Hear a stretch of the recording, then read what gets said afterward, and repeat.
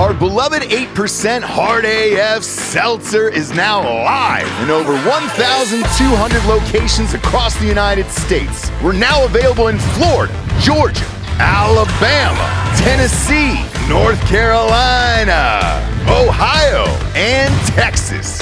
Go to hardafseltzer.com today, click on the store locator, enter your city or zip, and find the nearest location closest to you.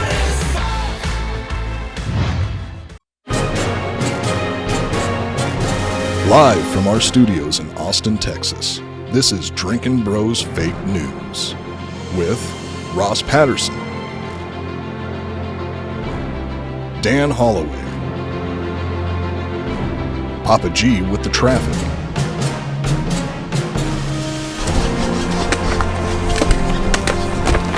How you feel? Not good. Yeah? field reporter Hot Bob, and Delco Dan with sports. Welcome to Fake News.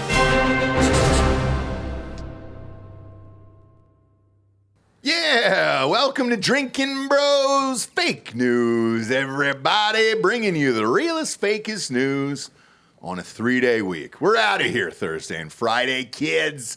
There will be no Sunday night show. We'll be live again on Monday with another version of fake news. We might have some crazy shit going down. We might have some crazy shit by next Monday, if you believe certain reports. D'Anthony, who we got today with us here? Who are you raging with on the 4th? Mike Mahalski from Sons of Liberty Gunworks. This gun that I carry around everywhere. Everybody's like, oh, why you bring a rifle to work? Because Of all the shit you say. Because this is fucking America. Well, not only is it America, but you in particular, all the shit you say on every single outlet of social media. Yeah. Somebody's going to try your hand one day, I would imagine. Yeah, maybe. We'll see. And if they do, then, you know, I'll give him the press.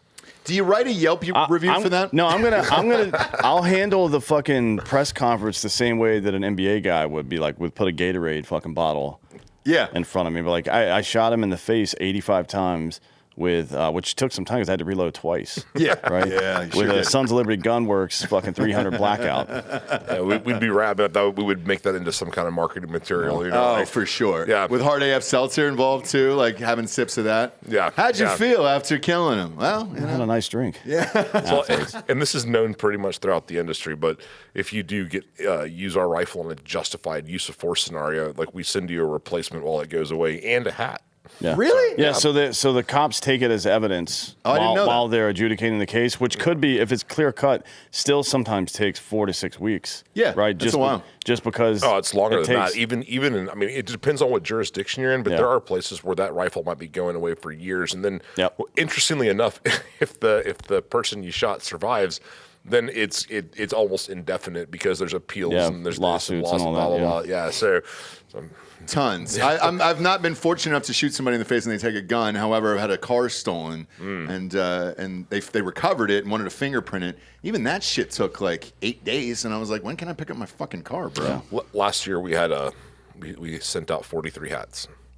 43 Yeah, last year we had 43. That means- in Texas alone, or is that No, national? that's national. But some of them are cops. Most of them are Yeah. law enforcement. Most of them. We did have a civilian save just recently, which is kind of fucked up. It was a situation in Nevada, and the dude, the civilian, or I guess non-law enforcement, just a regular dude. He called me like the next day to tell me about this, and I'm like, I'm glad you're okay. I'm glad it worked out. You might want to call your fucking lawyer. I was like, hey, he's not still laying there, is he? Like, what? I'm probably not the dude you should be calling. You don't call you first. No, I'm not- don't call the gun dealer first. Yeah. It worked out for him. It was a home invader. I mean, he came downstairs as a dude in his kitchen. It's everybody's dream, isn't it? Well, yeah. I mean, Yeah. So it does happen. It's a real thing, you know. It's the only time he's smiled in this show. It is it is the dream. You know, I don't know if are you on the Nextdoor app at all?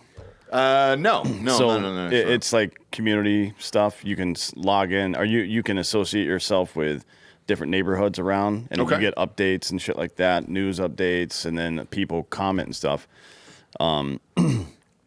Lots of vehicle break-ins and thefts in the Dripping Springs, Driftwood area. No, I know. I got my car stolen here. I know, but it's like there's one a day now. Oh yeah, and it might be the same group of people, and people keep getting their guns stolen out of their cars. Look, if you're parked on the street or in your driveway and you leave a gun in your car, you're a fucking idiot. Yes, I just want to be clear. I about agree. that. Yeah, my car was broken into not long ago, and I have it on my Ring camera. The dude, first of all, the guy was carrying. He was a young kid. I mean, he probably was 16. And he's carrying a gun on his way up to my car, right? Because he's looking. I mean, he's ready to fight it out if someone were to approach him. Got through my car. He actually left cash in my cup holder. They're just looking for guns. Yeah, left a $400 pair of sunglasses in there. Really? Mm-hmm. Yeah, they tore through my car looking for guns, and then once they didn't find anything, they left. They actually left fucking cash. Yeah. It depends on who it is. If it's Mohicans, they're looking for the car so they can drive trafficked people around. If it's black dudes, they're looking for handguns. So the guy who stole mine, who Trey Wetzel found, shout out Trey Wetzel, one of our homies here and listeners, he eventually got arrested, and the cops came back to my house, I don't know, maybe 2 months later, and they said he admitted to stealing 4,000 cars. And the average price he was getting for them were $2,500 a piece. And by the way, I was suspicious of this. I wanted to double check it just to be sure.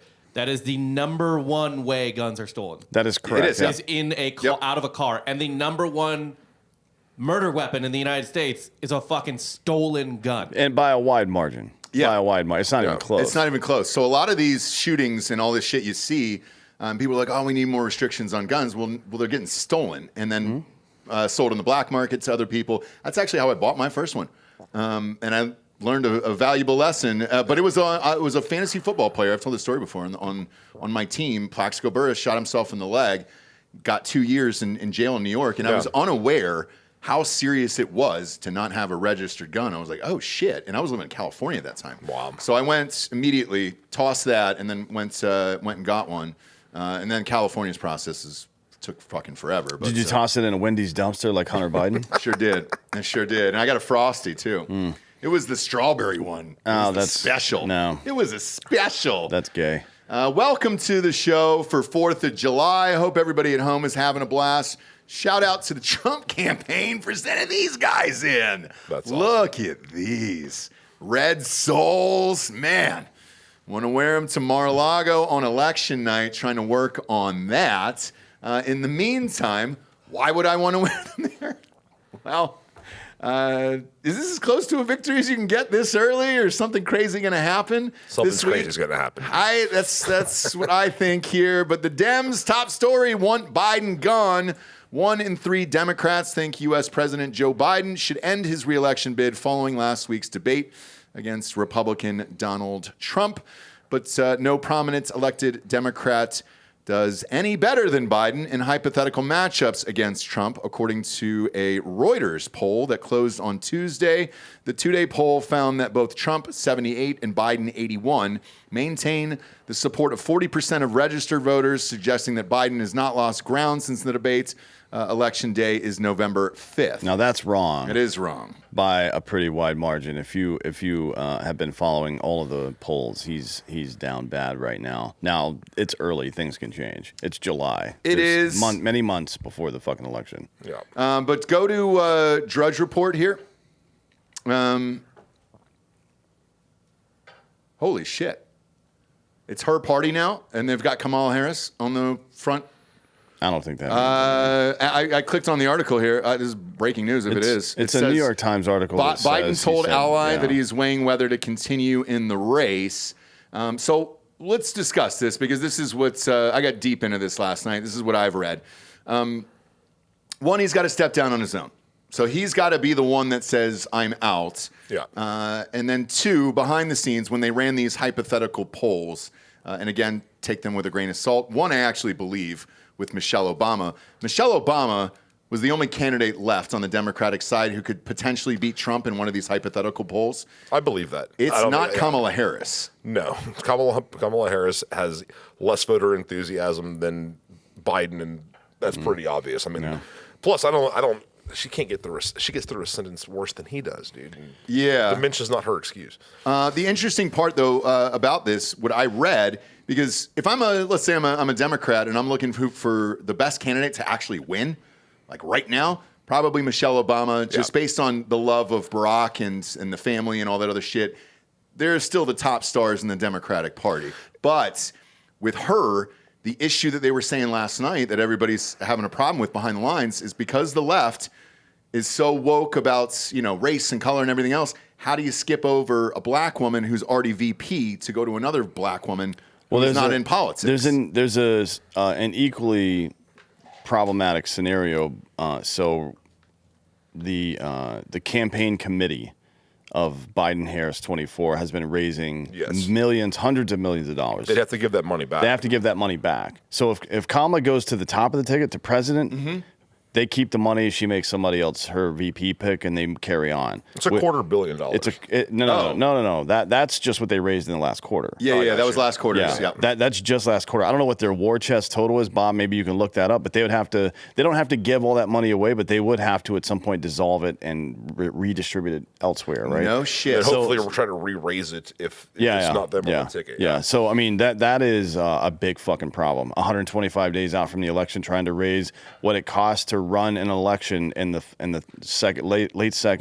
late third and fourth quarter of the year is going to be somewhere around $2 billion. Yep. Right.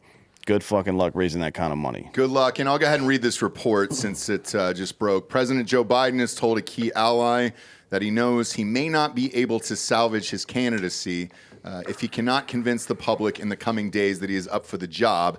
After a disastrous debate performance last week, the president, who the ally emphasized is still deeply in the fight for re-election, understands that his next few appearances heading into the holiday weekend are extremely important and they must go well. All right, so one of those you and I talked about yesterday on the show, that is the interview with George Stephanopoulos.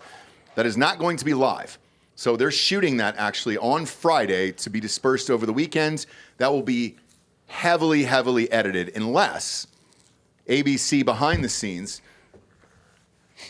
thinks that that their candidate can't win and they can chop this up and make him look worse than he is. Well, nobody in the media has been trying to protect him so far, right? Well, in the last week. The last week. But for the last 4 years they have. I think the most incredible thing to me, it was just mind-boggling, was how surprised most of the base was to see the condition he actually is in.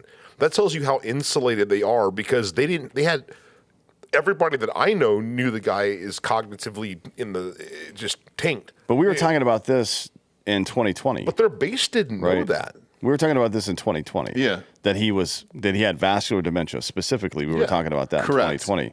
So do you believe that they didn't know it, or is this just cognitive dissonance? Are they choosing to believe that anything that comes out of the right or anything that is anti their guy must be fake news? I think their information is so curated and so refined and plucked that you had an idea of like a halfway competent guy. Well, you remember the week before the debate, this new phrase appeared called cheap fakes, which doesn't mean shit. No. Yeah. It's not a real phrase. It doesn't mean anything. What they were trying to do is make it sound like deep fakes are being used to make Biden look old. Yes. Right? And they were just using a similar language to it, which is clever, I guess. But it is, and you and I be, both know that there's war rooms that they get into and trying to come up with the buzzwords and phrases. Yeah, but you got to actually follow through. You have to drug him up enough to make him, you got to prop him up. But the stuff that comes across our newsfeed where he's shaking hands with nobody and he's disoriented, getting lost on the stage, that never crosses your newsfeed if you lean in that direction. That doesn't make it to see. What about the one where he was jacking off that dude's arm yesterday? That was nice. Did you see that? Bob, can you pull that fucking video up? I know you know what I'm talking about. Oh, yeah. No. He shakes hands with some black dude and he just starts jacking off his fucking arm. But that's what bros do. No, it isn't. Yes, you jack off your bro. No. Especially right around the 4th. You know? No, there it is. Look at this shit. Put that on full screen there, bud. Look at that. Oh, yeah. Ooh. Boy, I don't know that I've seen a handshake like that. Ooh, yeah. What is he doing? Chocolate. Wow. Maybe he thought it was an ice cream cone or something. I don't know, but look at him. Probably thought it was just a young girl. Why is this a Secret Service woman on the presidential detail? Probably. Why? Are you surprised? You have to. Oh my God. They just hired that gay dude with the dress on to be the comms guy. That's incredible. I saw that. You saw that. You saw with that. The roses. Cherry and the is his name. Cherry. Yeah. Is that his trans name? Whatever the fuck they're calling it? Not sure. Not sure on that one. As long as he doesn't steal luggage. So it's a much better than the last. Yeah, no, Sam, whatever the fuck his name was. Yeah. What the fuck was that about? So stealing luggage habitually, not once. It started with just the voters. Now legislators are starting to say it in public. The first one was Lloyd Doggett from Texas, actually. He's a Democrat here in Texas. He said, I represent the heart of a congressional district once represented by Lyndon Johnson. Under very different circumstances, he made the painful decision to withdraw. President Biden should do the same. There's a large and increasing group of House Democrats concerned about the president's candidacy, representing a broad swath of our caucus. Another lawmaker said, even Nancy Pelosi said something like, hey, it might be a problem. Yeah. Finally, after all the New York shit, Times editorial board wrote an entire piece that, hey, this is my friend. I think it was Friedman, right? But it's time to step down. The New York Times editorial board. Right, and I think I'm glad you brought that up because I think that's important for this article and this breaking story that's coming out now. This is also the New York Times, so maybe they're forcing this story in because they want him out of there, which we've seen it on the right for years, how they're, fire the right, get rid of the right as fast as you can. Yeah. Worst stories ever. Yeah. It wouldn't surprise me if they turned and said, all right, we have a meeting inside the editorial room and said, we got to get him the fuck out of here. I don't know why you would run Kamala, though, against Trump. I think you would. I think Biden, a brain dead Biden, would do better still than has Kamala. A better shot in the poll. I think Biden will still lose, but it's going to be worse if it's Kamala. Yeah. So yeah, I mean, so here's what you don't want it to do. You don't want it to overly affect the down ballot races. So if Biden stays in the election, I think that's good for Republicans because if it's Kamala at the head, all that donor money that goes to the presidency is going to go to all the Senate and House races, right? You don't think they'll try to use it on her to gas out commercials? No. Okay. No, they'll try to if they know they're going to lose the presidency, they have to go hard in the paint for the Senate and House. Otherwise, they're fucked. Because as it stands right now with current polling, the Republicans win the presidency in both houses of Congress.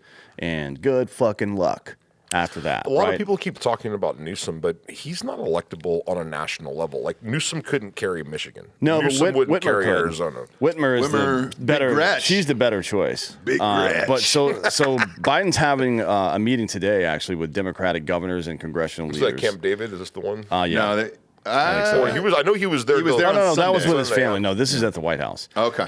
So governors, once we're said, are worried about going public with their concerns.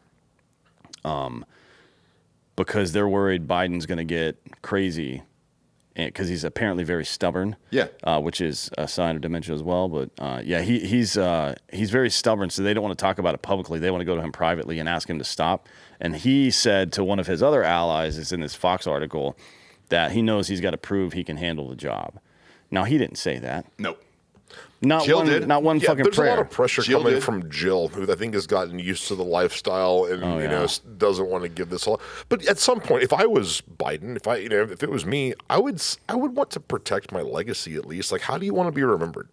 He can't remember where the fuck he is. Right. And by the way, Mike, I said the same thing on this show 3 or 4 months ago where I was like, you did what you were supposed to do for the Democrats. Trump, right? That was it. That's all you had to do. You're old as shit. You should have done that 2 years in, prep the party for the next person and said, hey, I did what I was supposed to do. It's a walk-off moment, and you leave a legacy in the Democratic Party, not in the country because you were a fucking terrible president, but at least in your Democratic Party, you leave as a fucking hero who ended the Trump, the orange man bad. You ended that and then passed the torch to somebody else. If they fuck it up, then that's on them as a shitty candidate. Unclear as of yet if Hunter is going to be in that meeting today. And I'm not, that sounds insane, but I'm fucking 100% serious. He was there on Sunday, He's correct. been in all the meetings. Yep. No. Not just at Camp David with his family on Sunday. He's been in White House meetings this week, all week. Yeah. Right? So you got to wonder what the governors... I assume governors of major states like Newsom, fucking Kathy Hochul, people like that. Whitmer will probably be there. And then... and mind you, these governors are also highly, highly responsible for the campaign efforts. Yeah. It's them teeing up the stuff, within their states, getting the base fired up. So these governors have a lot more, I think, influence than... Especially if you're running for re-election right now. Right. Yeah. Like if part of your campaign is also to support Biden, who everybody now knows is incompetent, that weakens your campaign, frankly. It is. Bob, pull up Drudge again. So Drudge is going all in here. There's 2 more articles that just got added here. I'll read them aloud. Who will be Kamala's running mate? And that's an article here. This is Reuters, who's posting this now. So this seems like a coordinated effort. How does it feel on the left? How does it feel, man? Everybody's going against you. Top choice, if she were to step aside, who would you say, Mike? For the Democratic Party, if she had decided? Who would be Kamala's VP? Wow, honestly, I don't know. Gretchen Whitmer is named.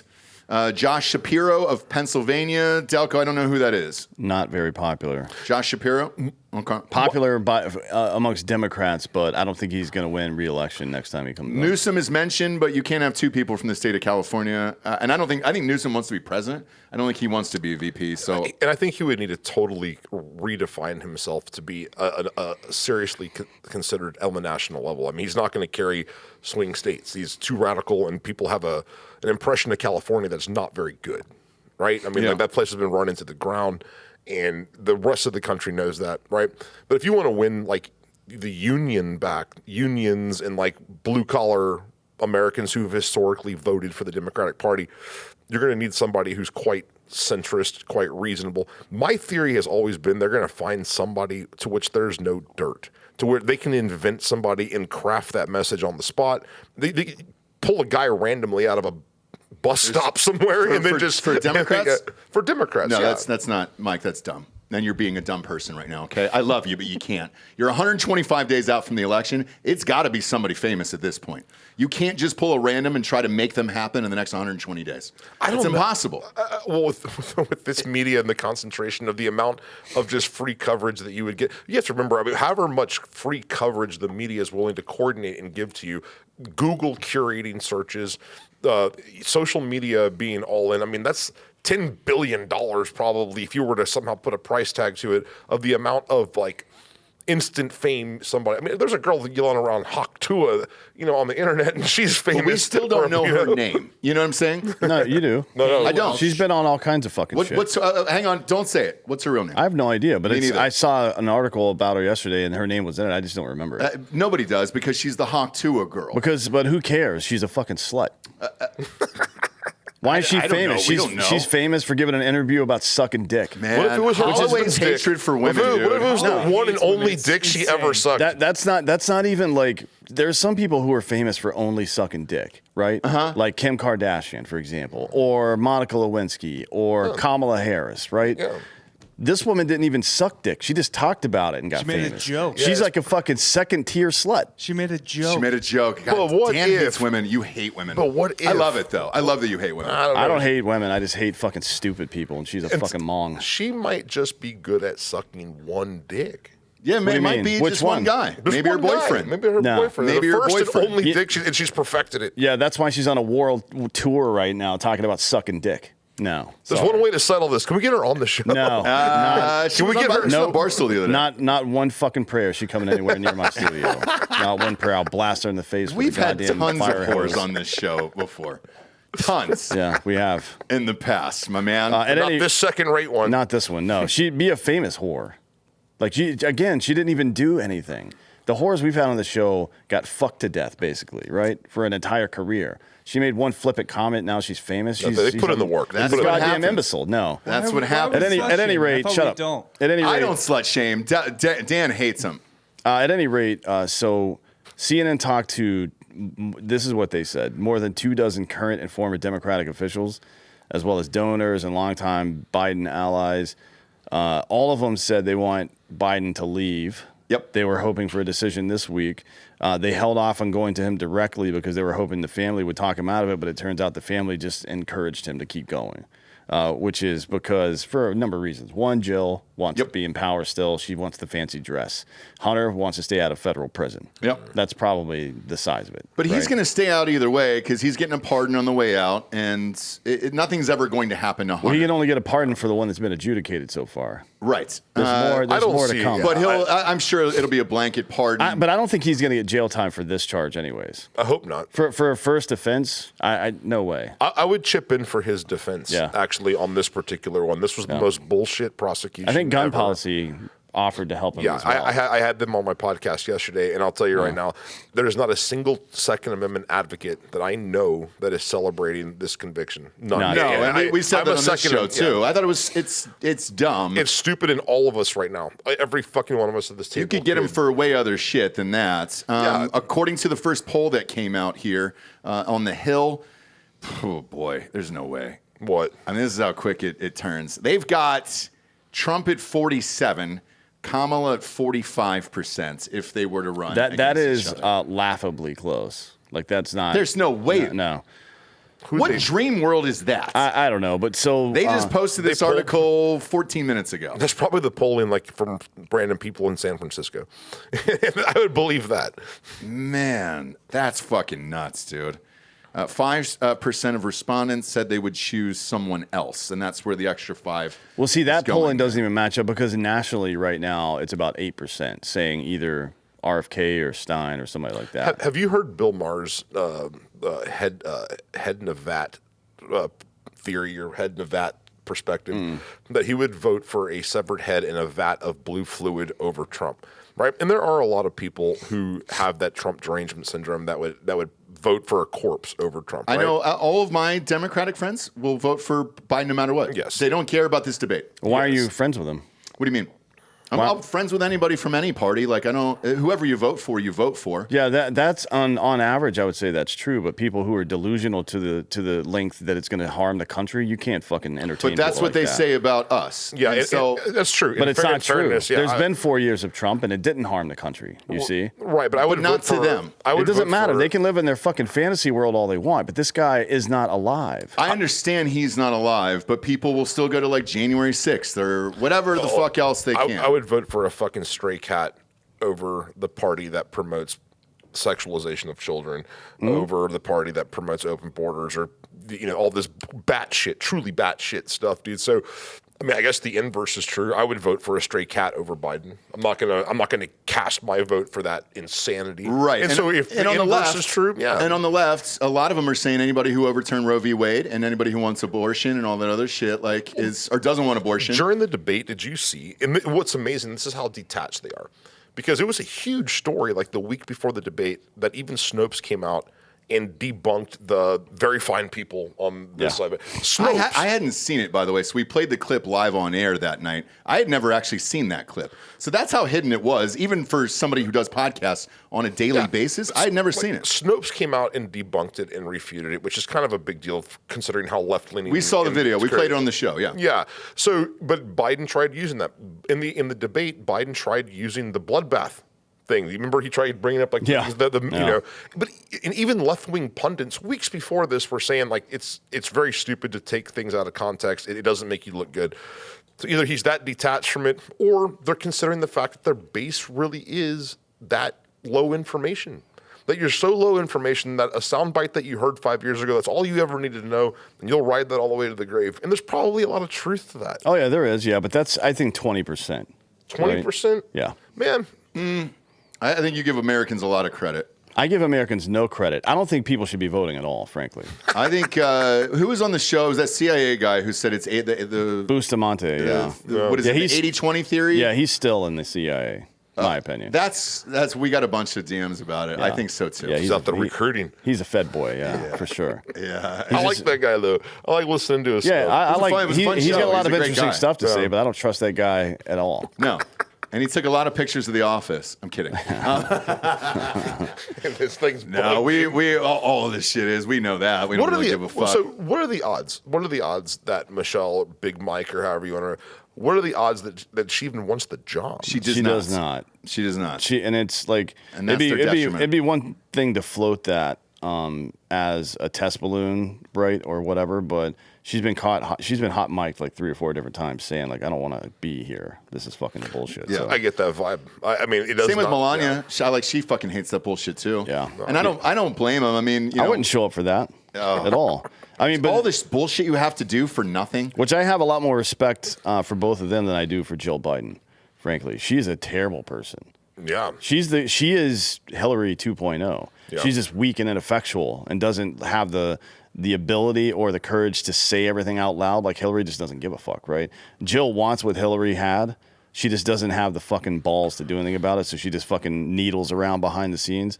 And if the rumors are true that she would rather see like the entire party tank than to have to like give up her seat at the next press dinner, that says a lot about. That's quite a bit of narcissism there. Yeah, quite a bit. So remember Jill Abramson? She used to be the editor for the New York Times. Mm-hmm. She says the Biden White House clearly succeeded in a massive cover-up of the degree of the president's feebleness and his serious physical decline.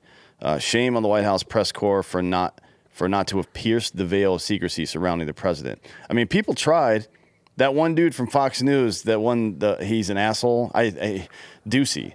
Yeah, Peter Ducey. Every time I see his face, I start laughing because I know he's about to say some fucked up shit. He's like, if Calvin from Calvin and Hobbes was an adult, that's him. Yeah. You know what I mean? He's grown-up Dennis the Menace. I fucking love that dude. Now, there are people, the media is starting to talk about the 25th Amendment as well, this is before the election, right? Mm-hmm. The election's in 130 days or so. Bob, click that last link. And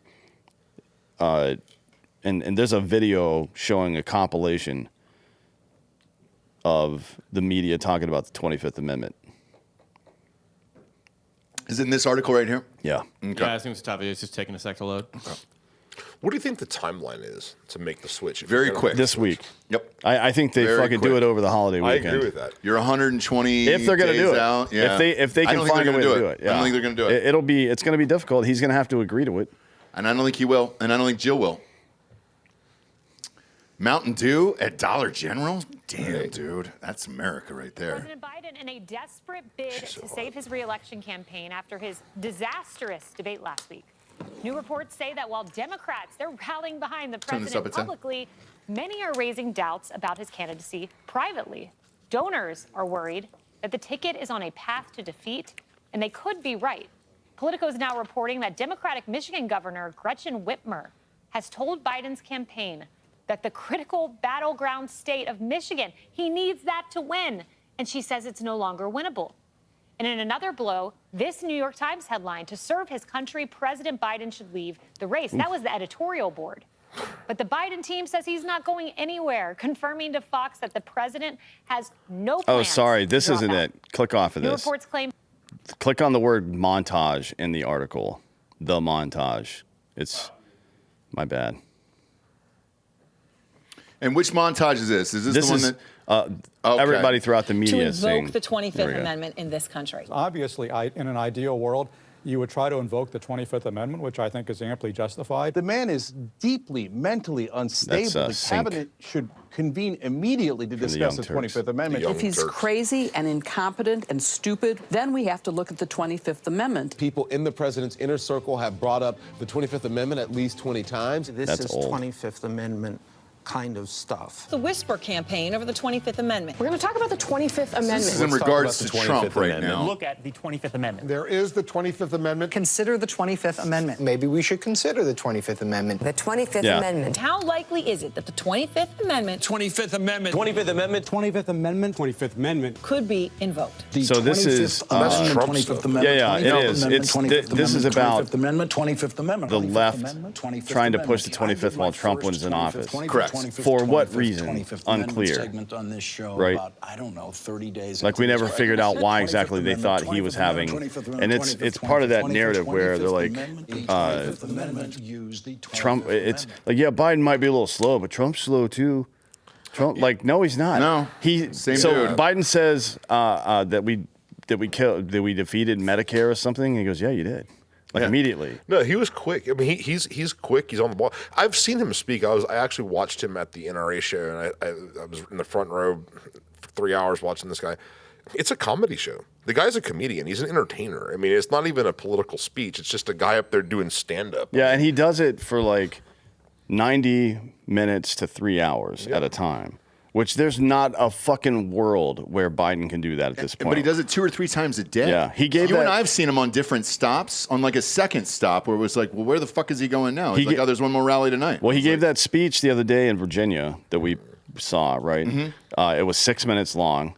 And then he fucking puttered off stage, and one of the lines he used was "end of quote." Yep. So he was like, "Yeah, they think I'm old, but end of quote." I got fact checked on that today. Oh yeah. I had shared that, and I got fact checked that I don't know what the grounds were for the fact check. Either he did not say that, or he absolutely meant to say that, and it was cogent. Either one, they're working overtime.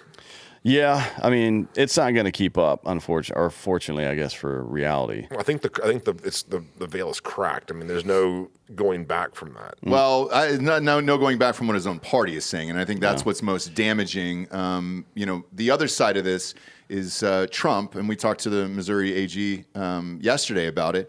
He can now take his time with VP, and the rumor in his circle is, I'm not going to announce anything to fuck up what's currently going on in this media cycle right now. Because right now, it is all, let's get Biden out of here, let's replace him. Sun Tzu. We hate our own party. When your enemy's making a mistake, don't interrupt him. Yeah. That's it. And so the only thing that they're privately bitching about or wondering about behind the scenes on the Republican side is literally, how do we get the signs printed in time for the thing? They'll figure it out. They'll figure it out. Because they want to wait up till the convention. Who would you want to see as Trump's VP? Me personally? Ramaswamy. Ramaswamy or Tulsi. Here's why I think like Ramaswamy. Tulsi, yeah. I think the fastest growing segment of engaged voter in the country is the libertarian group. They've gobbled up a lot of the fucking kind of left-leaning Bernie bros, as you see with Chase, whatever the fuck his name is, their candidate. Who's not going to be on the ballot anywhere, so they're going to have to vote for somebody. Chances are they're probably going to vote for Trump and not Biden. It's the biggest for grabs voter block out there. I agree. And when we've run multiple polls, and Vance comes in at about 25%, Vivek comes in at about 70%. And I had a conversation with somebody about Vance. Because I think Vance would be able to court the libertarians too. He just hasn't yet. Well, right? here's the interesting part, because when we had Charlie Kirk on the show, and he's obviously besties with Vance, and he was pushing Vance that day and said he thinks it's going to be Vance. And I said, well, we got Ohio. I don't know that it's necessary. To have it, because Republicans will have Ohio. There was somebody from Trump's campaign that hit me up and said, hey, ever give any thought to that's who should be the president in 28? So maybe if you're picking, if he were to pick Vance, and by the way, his own campaign team doesn't know who it is. Like, they have zero idea, and that's real. It is just him and just him alone, because he does not want anything to leak and has not told anybody. But they said if it were to be Vance, that would be the guy who could become president in 28. And to Dan's point, what he said the other day on the show was that's how it used to be. You used to pick VPs on somebody that would succeed you and then go on and be the president of the United States. That has not happened recently, dating back to, I'd say, Trump in 2016. Because with Obama, Biden genuinely wanted to be president in 2016. Yes. They pushed him out and put Hillary in there. That was not supposed to be the move. With Trump and Mike Pence, Pence was never going to be president of the United States. Yeah, he was just a vanilla. He was a vanilla enough guy to kind of offset Trump's Trump, you know, and to appeal to like your more conservative evangelical. Pence was unnecessary though. That was a bad move by the Trump campaign. He was a placeholder. Yeah, he was, but it was in my opinion, it was a bad move. And there's a number of reasons why. One, we found out pretty quickly that the evangelical crowd doesn't give a fuck about any of this Trump stuff. They didn't care. Yeah. And you can see it now. Well, they're sure as fuck not voting for Biden. How about that? No, I mean, that? I mean, in 2016, they still didn't care. They didn't care about grabbing by the pussy. They didn't care about any of that shit, right? Which makes the whole bribery or whatever the fuck, like payoff scandal thing even more dumb. The fact that they prosecuted. The second thing is, in the second and third centuries in Rome, this was the problem. the succession problem, right? When any kind of party or dynasty tried to take power, the problem became, how do we set up the line of succession so there aren't civil wars afterwards? And I'm talking, map that from, from an actual dynasty onto a political dynasty, let's say the Republicans, you know what I mean? When people don't see congruity inside the party, then they go looking elsewhere, or they just go back to their homes and don't vote, or whatever it is. To keep continuity through the party is really important. You know what I mean? Like Reagan was a huge fucking rock star in the Republican Party, coming out of the biggest state in the country. And what did he do? He chose an old establishment dude that he knew would be fucking president after him. Yep. And it was a smart move then, and it would be a smart move now to pick the guy that you think is going to succeed you. Even Clinton chose Gore, and Gore ended up running in 2000. Like, that's the way it should winning, be. technically. And yeah, probably. Right? We'll find out. No, on a dock in like 10 years or something. He probably won. I mean, look, but it was close enough to where you could pull some shady shit.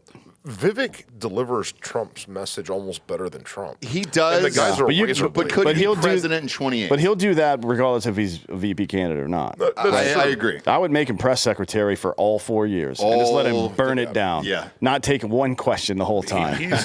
He's sharp and his vision is good, and I think that Trump's voters would appreciate that guy. I'm good friends with Tulsi. I actually have gotten to know her pretty well over the last couple of years. She is sincere and authentic and like very reasonable, like a very reasonable. Y'all. She was on the show. Yeah, She was on the show a month ago. I mean, she's great. It's one of the guys. I mean, it's very relaxed and it's very. I mean, we got to hang out with her afterwards. She's great. I know Dan did an event with her a week afterwards. Really we know her well. She's a great person. Yeah. And she's awesome. But back to JD Vance real quick. With that, he would be a great candidate in 28. We just saw DeSantis run here, who we all thought was going to be the dude. He does not translate on screen very well. I watched Vance do several interviews over the weekend. DeSantis' problem and that guy is really fucking smart. Yeah. It's not timing. He's not great on camera. He doesn't know what to do with his hands. He's got weird facial expressions, and he just doesn't fit. Whereas JD Vance is very, very relaxed. Stuff. Yeah, well, I mean, it depends on what you mean by that, Bob, because part of the president's job is to project competency and power. That, as a matter of fact, that might be the most important part of the directly presidency. Into camera. So like we saw, I don't know if you saw Sage Steele interviewing Byron Donald and another, what the fuck, I can't remember his name. I did.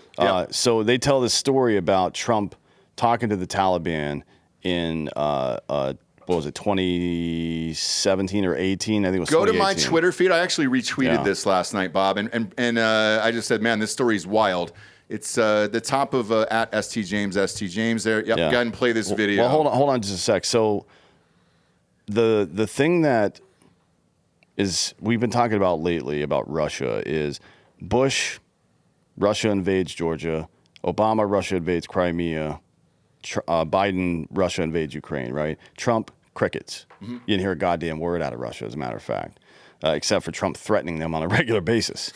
And that's what you do as a president. You project power. You threaten people. When you know you've got the fucking iron fist, which America does, we can fuck anybody up. You use that as the weapon. You don't fucking putter around and give Iran a bunch of money back like Obama did, or the Afghanistan withdrawal, or open the southern border and make us look weak. Now, this is a story, and people are like, do you believe this? Like, yeah, I fucking believe it, because here we already know that Trump threatened Xi Jinping to his face. That's already been leaked. He's done it multiple times. And then we saw the hot mic where Xi Jinping threatens Trudeau. This is what strong leaders do all the time, right? So play the video. My favorite President Trump story. This is my #1 favorite of all time. When we were negotiating with the Taliban, while President Trump was still the president, President Trump wanted to get out of Afghanistan, but he wanted a conditions-based withdrawal. Meaning that you do what we tell you to do, and then we will start pulling troops back slowly as long as you abide by our rules. It's President Trump and Mike Pompeo, and they are talking to Taliban leadership in the room, and they had one translator in the room. President Trump looked at the Taliban leader and said this: I want to leave Afghanistan, but it's going to be a conditions-based withdrawal. And translator translated. And he said, if you harm a hair on a single American, I'm going to kill you. And the translator goes, and Trump goes, tell him. Yes. Tell him what I said. Reached in his pocket, pulled out a satellite photo of the leader of the Taliban's home and handed it to him. Shut up. Got up and walked out the room. That's some baller ass shit that needs to go down. And to that point about being great on camera, that was the difference with Obama in 2008, able to smash McCain. He didn't know what to do with his fucking arm on that, you know, and he was a terrible speaker. Well, not a terrible. He wasn't the best speaker. Well, he couldn't lift his hands over his head. Right. And then who was the vanilla guy we ran in 2012? Romney? Yes. Romney on camera was just a fucking Robot. soft serve ice cream that didn't know what to do. And the wildest thing to me was a documentary came out a month after the election, and Romney was awesome in this documentary. And I'm like, where the fuck was that guy? And they picked Paul Ryan as his running mate, who is the second most boring person in the world. Like, what the fuck? So it definitely does matter. I agree. By the way, that congressman's name is Wesley Hunt. He was an Apache pilot. He's here in Texas, yeah? Yeah. Apache is in like the kind that murders people. So, you know. No, I like that. Not the kind to tell stories out of school. He's this is the standard. Bob, to your point about does it matter if DeSantis looks competent on camera? Yes, it absolutely matters. Yes, And that story did not happen on camera. It doesn't matter. There's it doesn't a huge matter. difference So many between being able others. to perform and being able to- It's just an example. So many other times Trump has on camera lit people the fuck up in a very competent way. DeSantis doesn't do that. Right. And maybe you feel like that's not something you want in a leader, but it's very effective. Obviously, that's why people do it. Name somebody who hasn't been good on camera in the last 30 years. I mean, Nixon lost. But George Bush was up against the most boring candidate of all time. No, and Al Gore. George H.W. Bush. Oh, well, I mean, that's a different time, though. I mean, you're not in social media age. You're not. The fuck was. From Kennedy on, it's been. Yeah, I think George H.W. Bush did get a lot of heat. Frankly, he just rode Reagan's coattails into office, to be frank, right? He was an establishment Republican, so he got pretty lucky. But if you read all the news articles, even starting in his election year in 1988, all the way up until Gulf War, right? Mm-hmm. Until Desert Storm, they called him the wimp president. That's right. Time magazine called him the wimp president. And by the way, probably the best president of our lifetimes. Arguably the best president of our lifetime. Probably, yeah. Bad at messaging, right? And easily fought the most effective war that we've had since World War II. Yeah, was it 89 days? He should have fucking killed him. 89 days. No, we should not in any way have continued. What we shouldn't have done is lie to the Kurds, right? We made that mistake, sure. But under no circumstances should we have marched to Baghdad and unseated Saddam Hussein in 1990. What do you think would have happened? The same goddamn thing that just did, motherfucker. What are you talking about? Yeah, the dude. Exact same thing. And by the way, worth noting too, it gets overlooked. I don't know why, and this is just to his credit. The fall of the Soviet Union could have gone so fucking bad.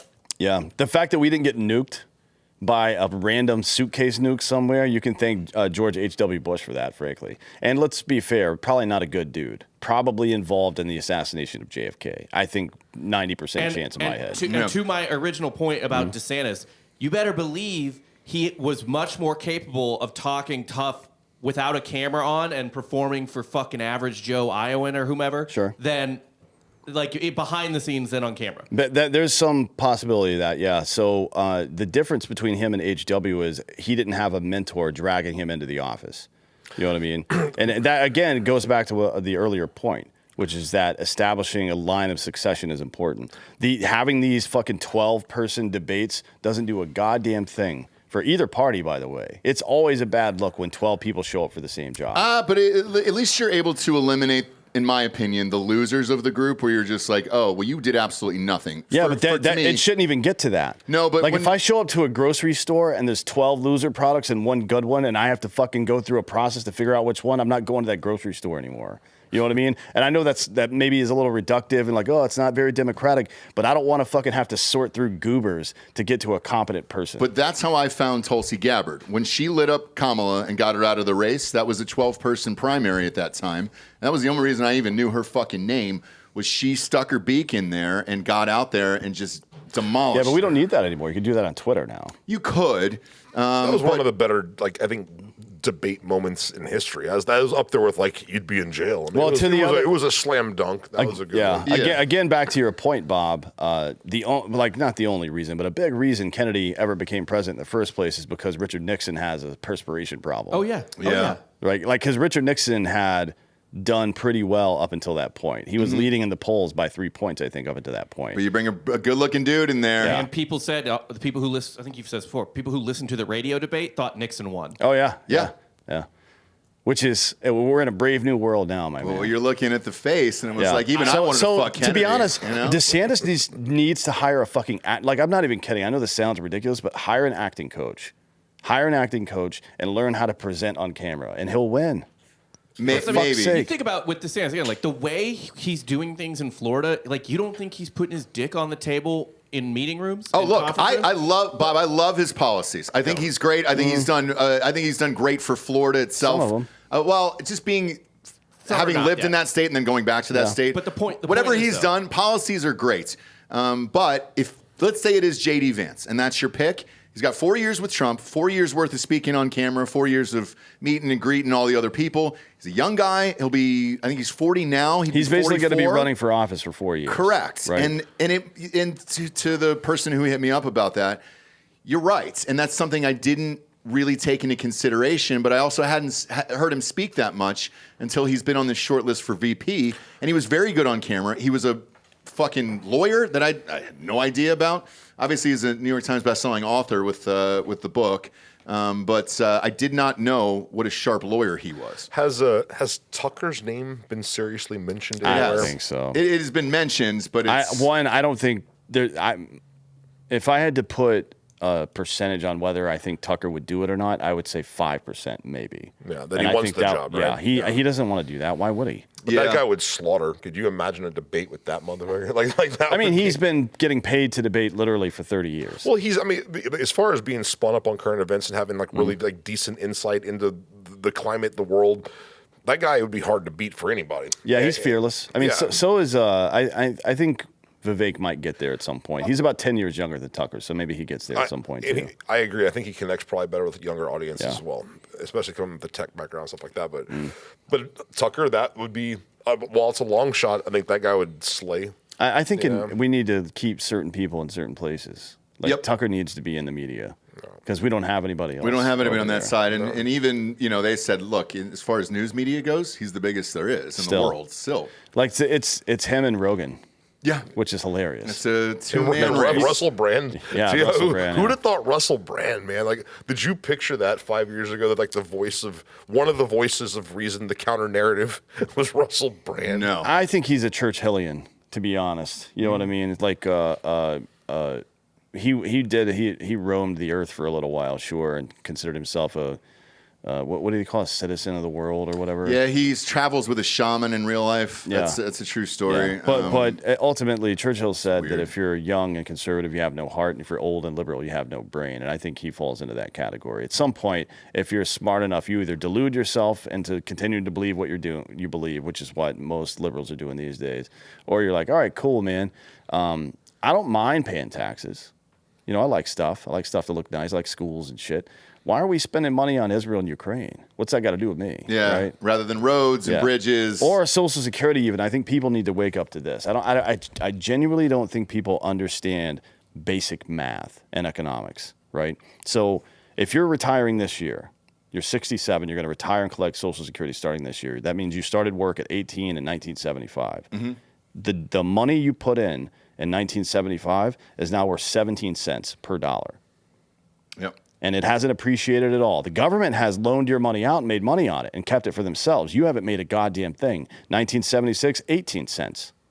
Well, right? to improve Social Security for inflation, this year, I don't know if you heard this, they actually bumped it up to meet today's standards of inflation, so they raised everybody's Social Security. No, that is all they've done is created more inflation now. I agree. By printing money that doesn't exist. But that's what they're doing. Yes. That's what the government always does. Yeah. It's hyperinflation. It's the same thing that fucking...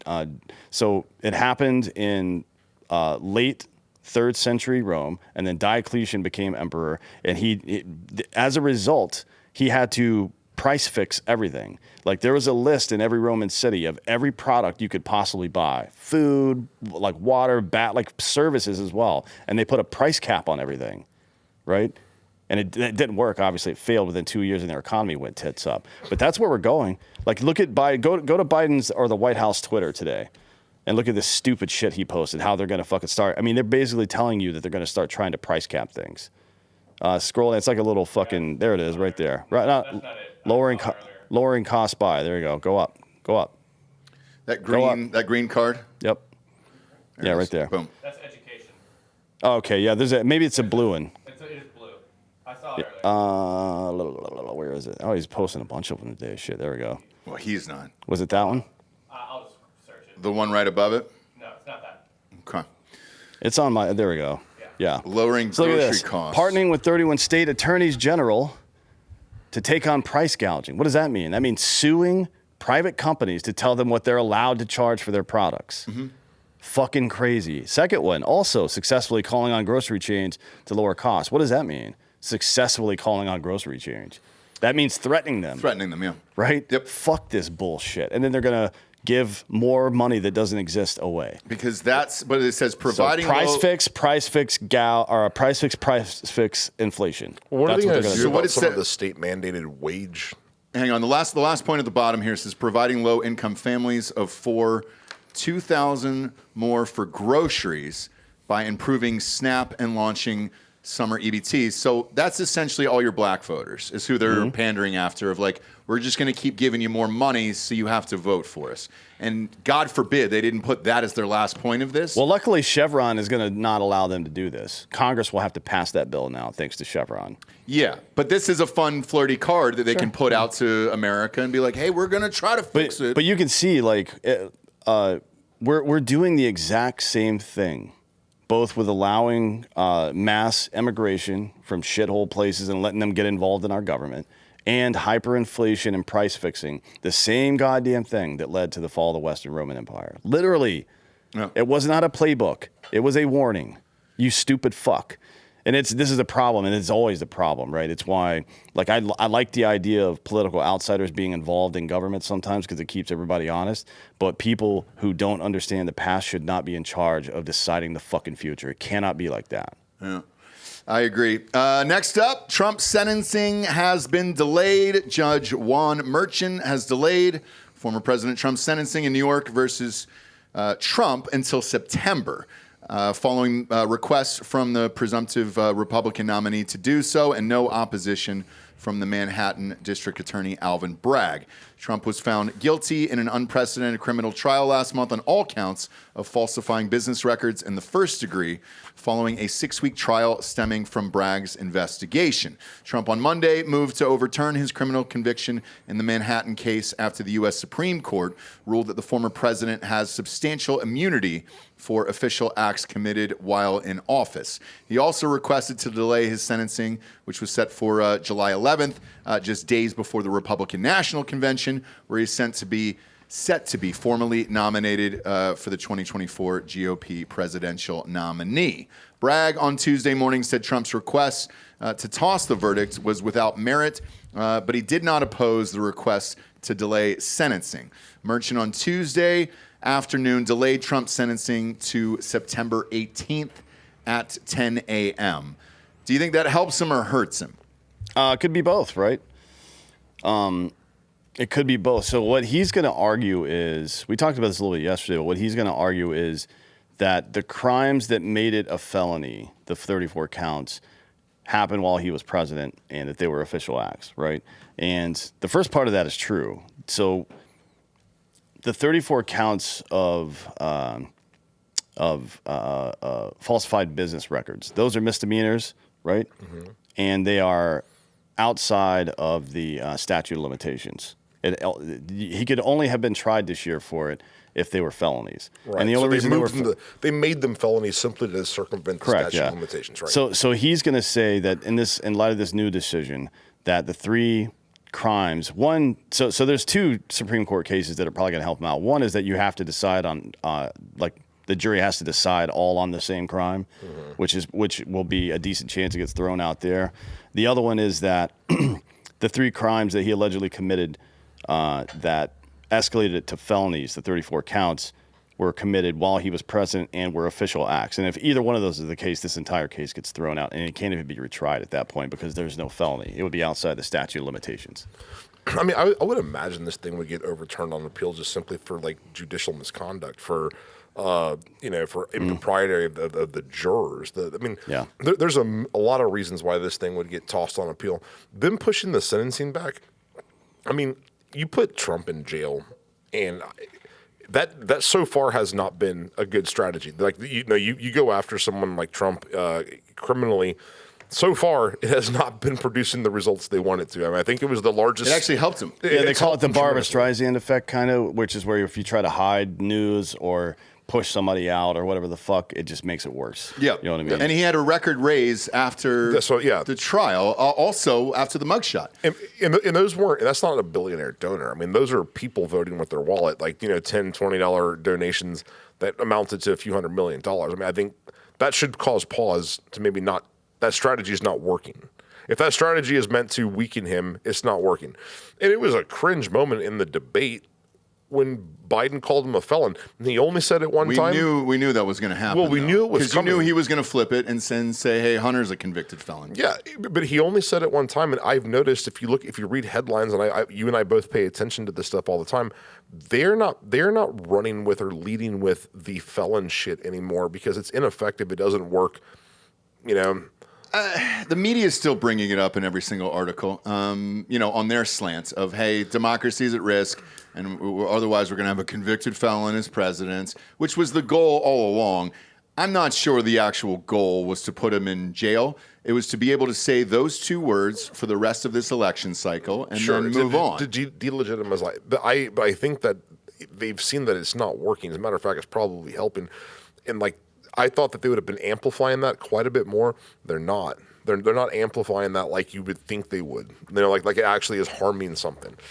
So I'm not sure. I think Hunter Biden was like the sacrificial clown that you threw on the altar to kind of negate the argument that Trump's a political prisoner because no one's above the law, and he's the sacrificial clown that proves that. Of course, they convicted him of the one crime, the only crime that I'm aware of that did not directly implicate his father. Mm-hmm. Right? And even on that one, do you know why that trial even went on? I mean, he originally had a plea deal.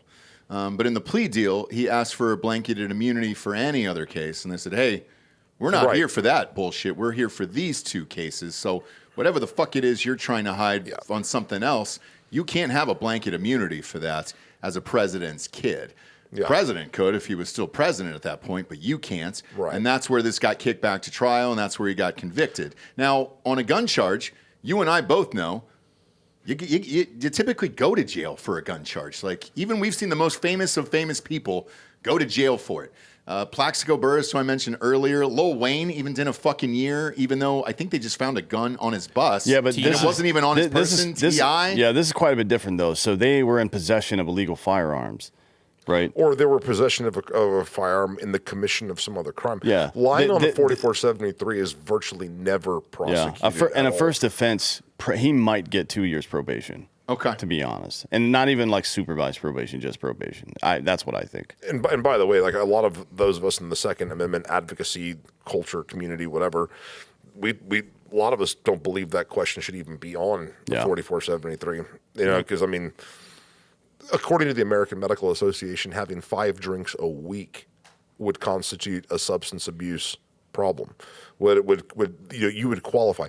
You could, if you were to use this case as some type of precedent, you could eliminate tens of millions of Americans tomorrow from being able to buy a gun.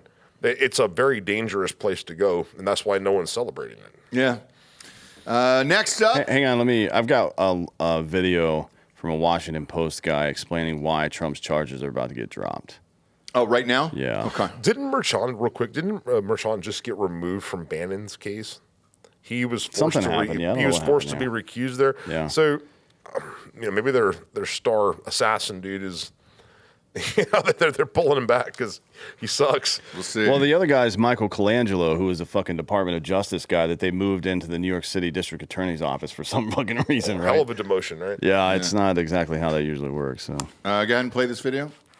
anything that can plausibly be argued as an official act is immune from prosecution. So just right there, that's going to strike down a bunch of the charges in Special Counsel Jack Smith's indictment against Trump, because it means that everything Trump did with the Justice Department and Jeff Clark and trying to get the Justice Department to investigate made up allegations of fraud, that's all thrown out. It seems basically like everything Trump did to pressure Mike Pence in his role as vice president to reject certification is going to get thrown out. It'll be tested in the lower court, but it's very clear that that's where this is headed. And then all that really leaves left is the speech that Trump gave at the Ellipse, where he told people to go fight like hell, and he said he was going to go with them. And the justices created this test. This is a very long opinion that the lower court will have to dissect, but they're saying, maybe it was official, maybe it wasn't.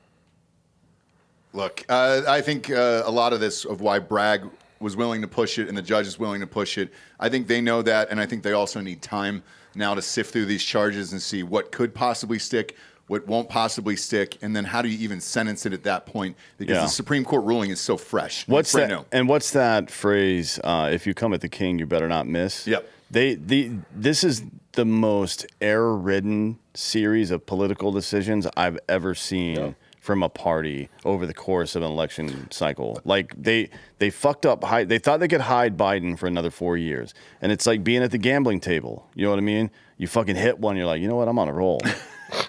And you think you're getting another 4 years. You're hoping with everything that you can fucking trick people for just 4 more years, and then we do whatever the fuck. We can finalize this. We can fucking tear the country apart, right? And they fucked up and played their hand, and now everybody knows that. And then as a backup plan, came after Trump, and that's petering out now as well. It's like, man, they have made this, whatever like fantasies they have about how bad the far right in America is and what they're going to do to this country, destroy democracy. It's going to get so much worse than it would have if they had just fucking played it straight up. But have you ever remembered a time in our lifetime where an entire party has turned against their candidate for president of the United States 4 months? We're 4 months away from the election. 4 months. And everybody wants him out of there? No. I mean, it's nuts to me. Like, even if I thought it at this point, I'd probably bury it way down deep inside. Yeah. And I would try, they've lied for the last 4 years about Biden. I would have continued the lie and said, this is one bad debate. I would have huddled everybody up and said, hey, guys, we're all going to stick to this fucking lie. That was probably the plan, but the media came after him for some reason. Well, immediately afterwards. But it was too quick. I know, they didn't have time to call anybody. I know. They didn't. They should have called 5 minutes into the debate, like, hey, I agree. And they should have gotten everybody together and said, hey, guys, let's spin this as one bad debate and keep this going. Keep hiding him. Put Jill and Brock and all those other guys out there the same way they did in 2020. Have you heard the rumor of the feud between the Obamas and the Bidens, right? Yeah. And so the Bidens technically controlled the party while the Obamas controlled the media. And they're in that, if you subscribe to that theory, that makes a lot of sense, doesn't it? Like the media is tanked, right? And then anybody associated with that other cabal is going with them. And then right now, because they control the money that they would have to give back, and because they control the White House itself, I don't know. If that were true, I would imagine I would think that Michelle might be more eager for the job than she's letting on. Maybe. Or why else take this dude out? I think going back to 2016, Joe wanted to be president then. Barack pushed him out for Hillary because they wanted the first female in there, and she's been a lifelong politician, and Bill would be in there. And Biden, by the way, would have beaten Trump in 2016. I agree. And it's been a run. Of stupid bullshit. And look, we've talked a lot of shit about Biden on this show, but in 2016, he was good. He was still there. Yeah. And he was still giving sharp interviews and everything else, and he is good in debates normally before he was fucking 90 years old. And I think that was the shot at it. Now, when he got back in there in 2020 after she collapsed, they knew they couldn't run him. Obama had to support him. And now we are in 2024, where this is essentially Joe's revenge against the Obamas saying, fuck you. We're in here. You pushed us out in 2016. And to be honest, the Obamas could end it right now. If Barack just gave a press conference to Joe, you need to step down, he would be done. If he went out on live television. All they're doing is not supporting him, which is not the same. It doesn't hurt the party. It's like the Chappelle joke. We supported you with our silence. Yeah. So if he, but Dan's right. If Barack came out and did a presser today and said, "I'm not," shut the fuck up, Joe. Joe, we can't have you in the White House anymore, and everybody's got to put Kamala in there. Everybody would go nuts, and that would be the end of it. And boom, you're on to the next candidate. But I think for the Democratic Party, they can't do that because then you just threw a president under the fucking bus live on air. So that's not going to happen either. And you can't pass over the black VP of the United States and the Democratic side. I mean, you can do it on the Republican side. Nobody gives a shit there. But with another black candidate with no experience who hasn't been in there for 4 years, like that would look awful. The whole thing's a goddamn disaster right now. To your point, though, who would actually be polling better? I mean, this Michelle's the only one that is currently polling better if you believe in the polls. But I'm saying, like, out of the other names that you had mentioned, Gretchen Whitmer comes in at number 2. I mean, you know, perhaps I'm in my own little echo chamber, but I just don't see how she wins a national election. I don't see how anyone wins. And I think that's why Newsom wants to stay far away because he wants it in 28 for real. Yeah, if he has time to rebrand, you know, that's what he needs to do. Their biggest play, because the Trump felon thing isn't working, the biggest play is abortion, right? Yes. And I think he crushed that on the debate, though. I mean, to some degree, yeah, but that messaging hasn't gotten out. We'll see how that develops over the next couple of months. But the main reason you would bring a woman in right now is to get that white suburban female vote. They're already getting 65% of it in all the polls, all the crosstabs right now. It's not going up from there. And because 35% of this country are fucking religious women. And to your point on this Kamala poll that I was reading earlier, their choice for her running mate is Gretchen Whitmer. So they want all the women saying, "Hey, let those two get synced up." Synced up, they're bleeding at the same time, scissoring in the White House. Let's fucking start really blowing shit up, dude. You're gonna see more wars. You think they're shaved up? Whitmer, no. Kamala, yes. Why Kamala, yes. I mean, she's the one that's been throwing out fucking beachers. She's got a white husband. Oh, fair enough. Yeah. So yeah, but he might be into some nasty shit. I think Whitmer's up there. She's just doing it out of cold. It's just too cold up there. What's Whitmer? Yeah, that's a good point. Yeah. What's Whitmer's husband look like, Bob? Yeah, who is Big Gretch married to? They call her Big Gretch because she can palm a basketball. Did you know that? I did not know that. And she can dunk. She used to dunk in high school. From the free throw line, yeah. How are they going to kidnap her then? She could have kicked all their asses. Well, we made that up is why, but... no, it's a fake story. Weren't like 11 of them like FBI there were 8, and all of them were let go. There were 4 dudes that were like supplying weapons and shit, and they all went to jail, and they should because they were illegal. They were arms dealers, so you got to get them out of there. There were 8 dudes in the room that planned the actual kidnapping. 4 federal agents and 2 federal agents and 2 state's witnesses. So half. And I think the number one patsy, the fall guy, I think he had an IQ of 70. He was like legally probably not allowed to. Retarded is the word you're looking for there. Yeah, and they all got off. All those other guys, those other 2. That's her husband. Yeah, so he's a normal looking dude. She might be fucking doctored up down there. That's a horrible picture of her though. He is a doctor. Oh, what kind of gynecologist or whatever? Is he a Chala? Is he a Chala? What do we got there? Is he a Giant Shine guy? King T'Challa. Is he? Is that his past? Was he a Giant Shine guy? Giant Shine. He's a Giant Shine. He has stirrups on the bed. Very thorough. Yeah, I like that. Very thorough to get in there to Big Gretch. I'm gonna feel a little discomfort. No. What is it?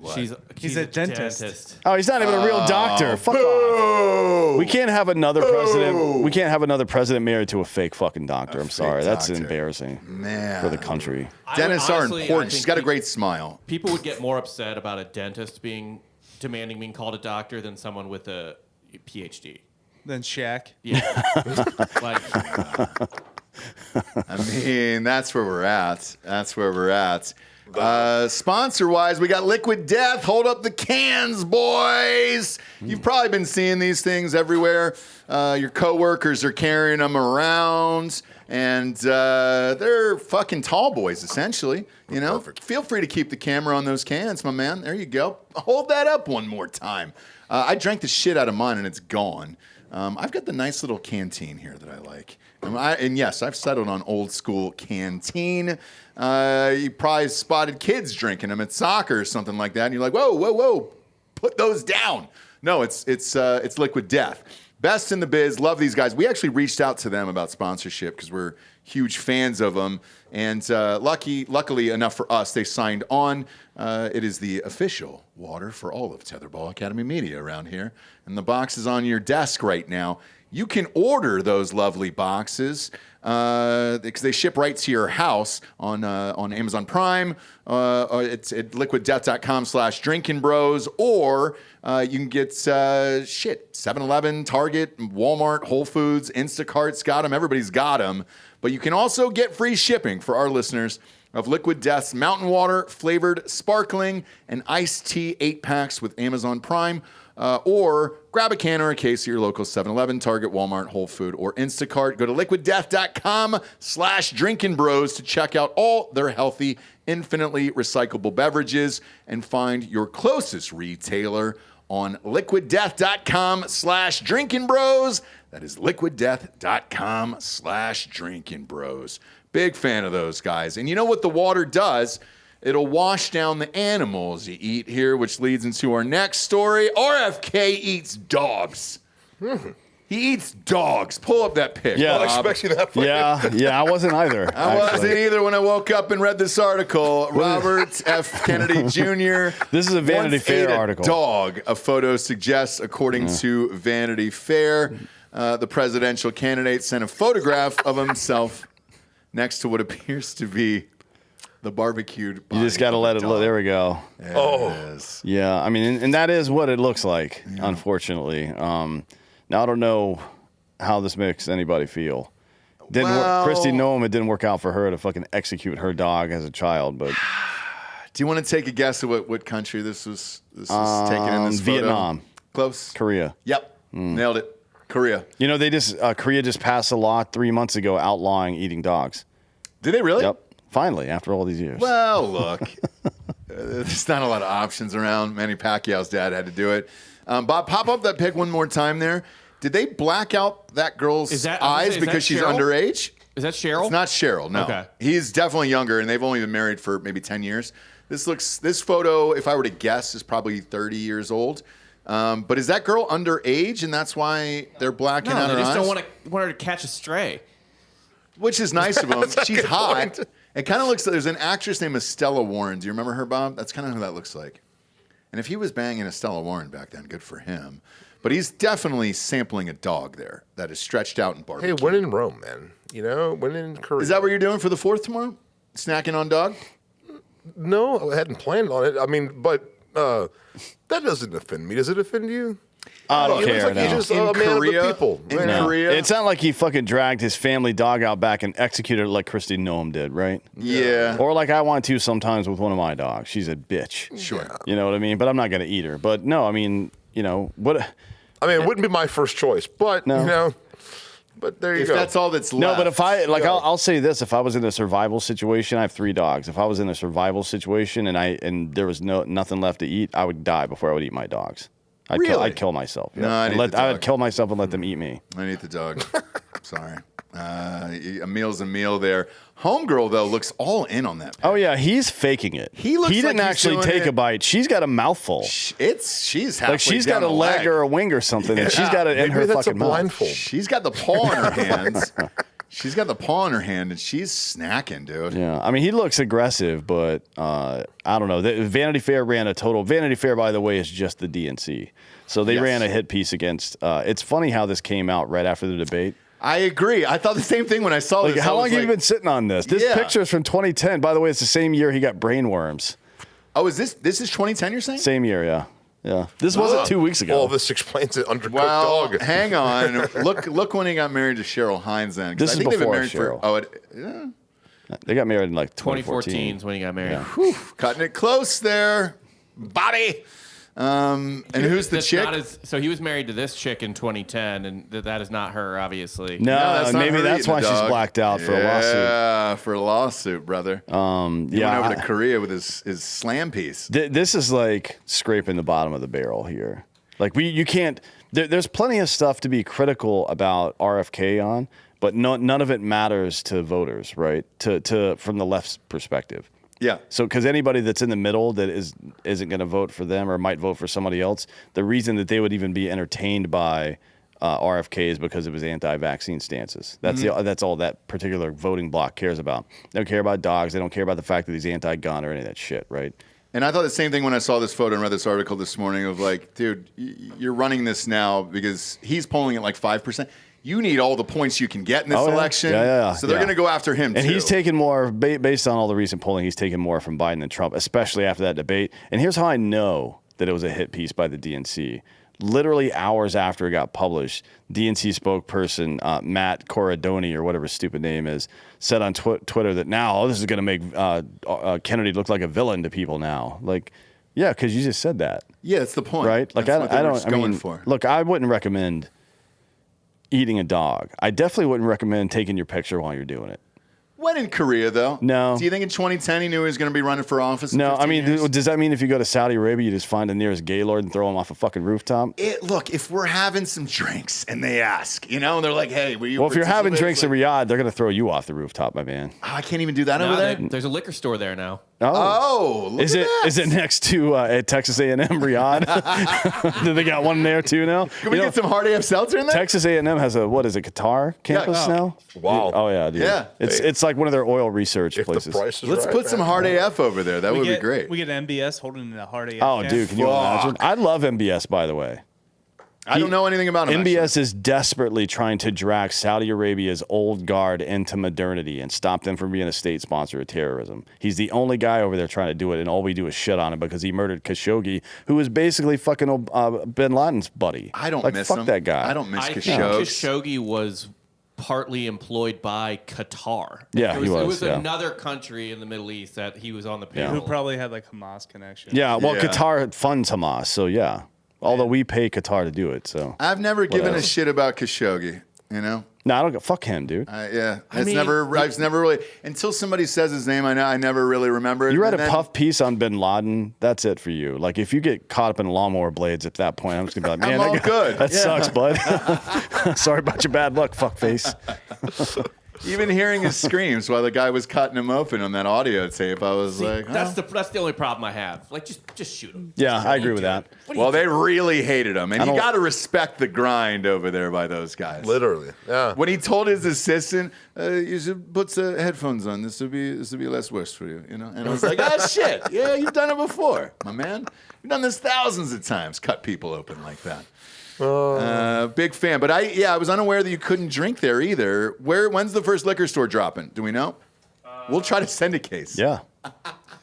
Let's see. We'll So send a Saudi case Arabia's already, first, something. has opened in the diplomatic quarter of Riyadh.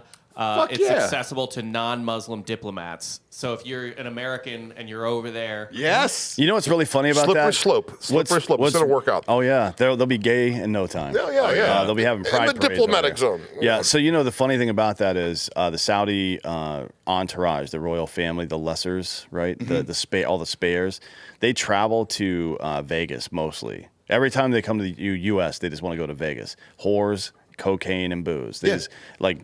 I may know some people have done security for them while they're here because they can't bring their own guns. So they just fucking while out the whole time, right? Because it's awesome. And everybody knows. Yeah. We all know. So just do it. That's what I don't That's what get. Khashoggi. That's what MBS should do. He should just start doing recreational cocaine. But you've got to start, though, with saying, hey, take off the hijabs because you want to see who these chicks are. You want to unwrap one of them when you get home, and then it's rotten. Yeah. Yeah. You want to see the heavies. You want to see the face. You want to see all the shit because, man, that's got to be a shock when you pull one of these girls off the street, literally. I wonder how many unwrap them and it's all fucked up teeth and shit. I wonder how many girls in Saudi Arabia are getting fake titties. Or Bob, like any of the rich. Are you allowed to? Any of the rich, who would stop I think if you're them? married, right? You could. I mean, you know. But who would stop? Like if your husband tells you to get fake titties, you're getting them. You don't have rights and shit. So I wonder how many Bahrain, Qatar, UAE. There's got to be a bunch of Arabs over there. We got a number on it. We got fake titties over there, Bob. Is that what you're looking up? Fake titties in the Arab world? Yeah, that's what I'm looking up. There's got to be a doctor, one of those guys from like E or something. I mean, the Los Angeles Times says under Saudi veil, nips and tucks. Oh fuck! That's really? 2009. Yeah, that's a fun 2009. Damn, they've been fucking carving them up for a while. We just can't pretty see progressive. it. Yeah, fuck yeah, dude. Yeah. It says so they've been doing it for sure. Okay, all right, good. To And know. this is to be honest, probably the best case scenario, because instead of sending her out 3 months later with a puffed up face, you can hide her for 3 years and she comes back out hot. Where's your wife been? Totally. Oh, she's in the shop. Yep. She's getting fixed up over there. Is that coconuts over her tits there, This Bob? is a funny thing. This really speaks to me as someone who's done internet marketing before. This is a SEO'd up webpage. Cosmetic breast surgery for patients from Saudi Arabia. Then the subheader: Saudi Arabia breast augmentation, because that's what people straight up will Google, right? Yeah. So this is in LA, but it's basically advertising for rich people from Saudi Arabia to fly over to LA to get your titties. And yeah, but if you're from Saudi Arabia and you're listening to the show, I know we got a lot of listeners there. Tons. Go to like Missouri or some shit. You don't have to go to LA for good titties anymore. You can go to a fucking backwoods place and get good ones. Yeah. But that's a 310 number. You're going to get the best stocks out there. That's Santa Monica. You're going to get the good ones there. It's not necessary anymore for for the first set of fake tits. It's like a fucking brain transplant here. I mean, like they've gotten pretty good at the titties. Yeah. Okay. You know what I'm saying? It's kind of routine. You know Yeah, what I mean? yeah. I mean, if there's different types of surgeries, right? But for the first one, for most people, you don't need to go to you don't need to break the bank. Now, these people don't care; they're rich, right? So I guess it doesn't matter. Yeah. And plus, I mean, can you imagine just a huge entourage of Saudis in fucking downtown Kansas City for 2 weeks? No. At Joe's barbecue at the gas station. There might be a gunfight down there somewhere. Hey, there's terrorists in it. Americans that go to Mexico for some of this stuff, then like they get these they get ass implants, then they literally get like some Brazilian butt lifts, BBLs. They get this ass like Drake infection did. and then die. Like, Well, yeah, there was some lady in Miami actually and she was doing it out of a motel with an M. Right? She was injecting like that concrete stuff into people's That's right. butts. It was concrete. That's right. Yeah. Right. That's right. BBL Drizzy, dude. Yeah. Drake did it. Next up, U.S. Marshals rescue 200 kids. The U.S. Marshals Service found 200 missing children during the course of a 6-week national sting that ended last week. The second of its kind, Operation We Will Find You 2, was conducted in 7 federal judicial districts and geographic locations across the United States from May 20th to June 24th, focusing on areas with an increased number of critically missing children. In a press release, the USMS said the National Center for Missing and Exploited Children assisted in the operation, which led to the recovery and removal of 123 children from dangerous situations, as well as another 77 missing children who were located and found in safe locations. Out of the 200 children, 173 were endangered runaways, 25 were considered missing. A family member abducted one, and one was a non-family abduction. Additionally, 14 of the recovered children were located outside the city where they were reported missing, and the youngest was 5 months old. Jesus Christ. I don't know about this mission, D'Anthony. Tell everybody when this started and why. I don't know when it started. I just saw this. Well, it says part 2. We will find you 2, so I'm assuming there was another mission before. I remember that. Yeah, so the U.S. Marshals Service and Secret Service now have a human trafficking division. It's like, do you remember after, maybe you don't, but after 9/11, Department of Homeland Security gets stood up. There's a 9/11 commission review and all that bullshit. And one of the findings was the intelligence services don't talk to each other, so they stood up something called the JTTF, the Joint Terrorism Task Force. And they get members from like immigration, from the FBI, from various intelligence agencies, from ATF, so on and so forth, DEA sometimes. This is there is now a JTTF, but it's for human trafficking. I can't remember the name of it, but one of my buddies in Charlotte works on it. And they've been doing this balls out for fucking 2 years now. Okay.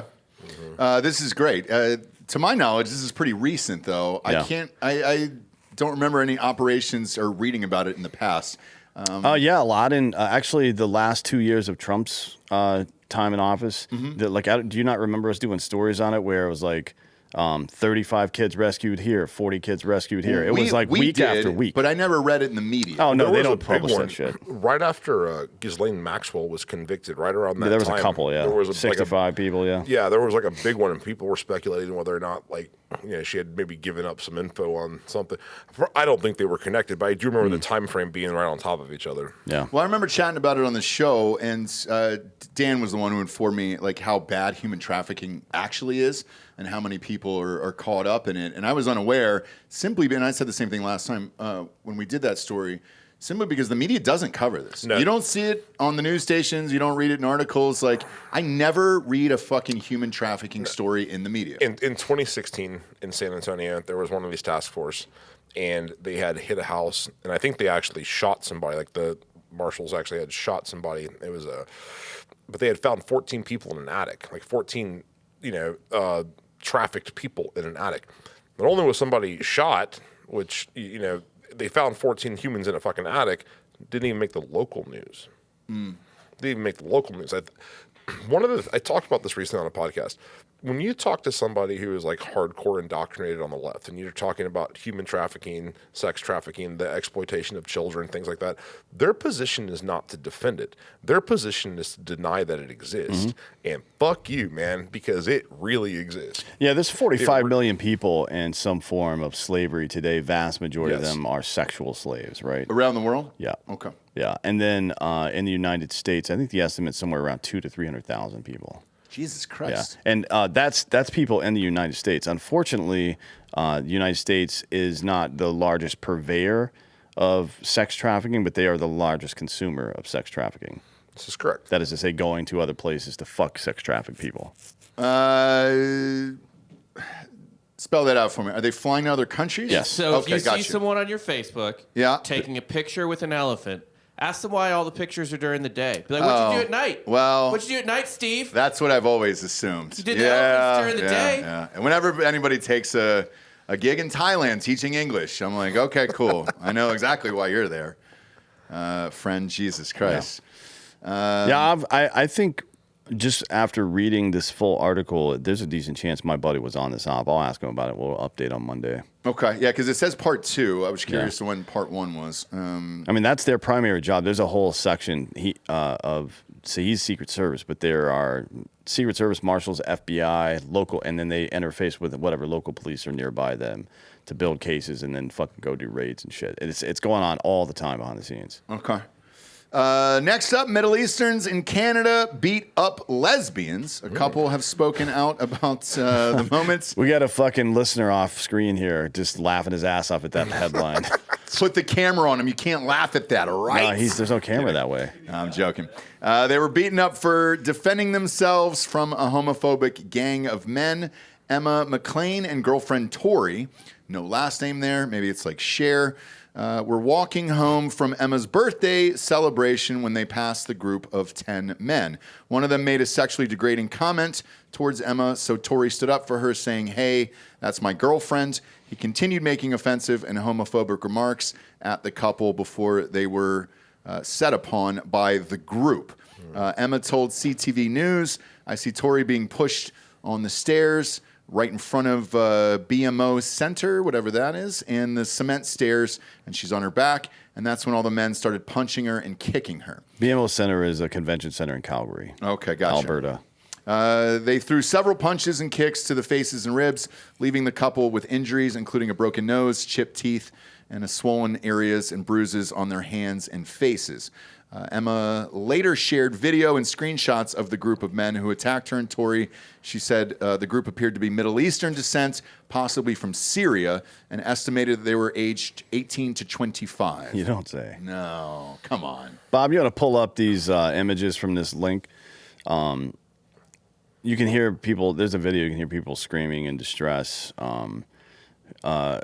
as the group of men surround the women. Oh, there is video on of the this. ground, yeah. Okay. Oh, wow. Yeah, you can just go ahead and play it. We'll talk later. Well, are we going to get dinged for this on YouTube?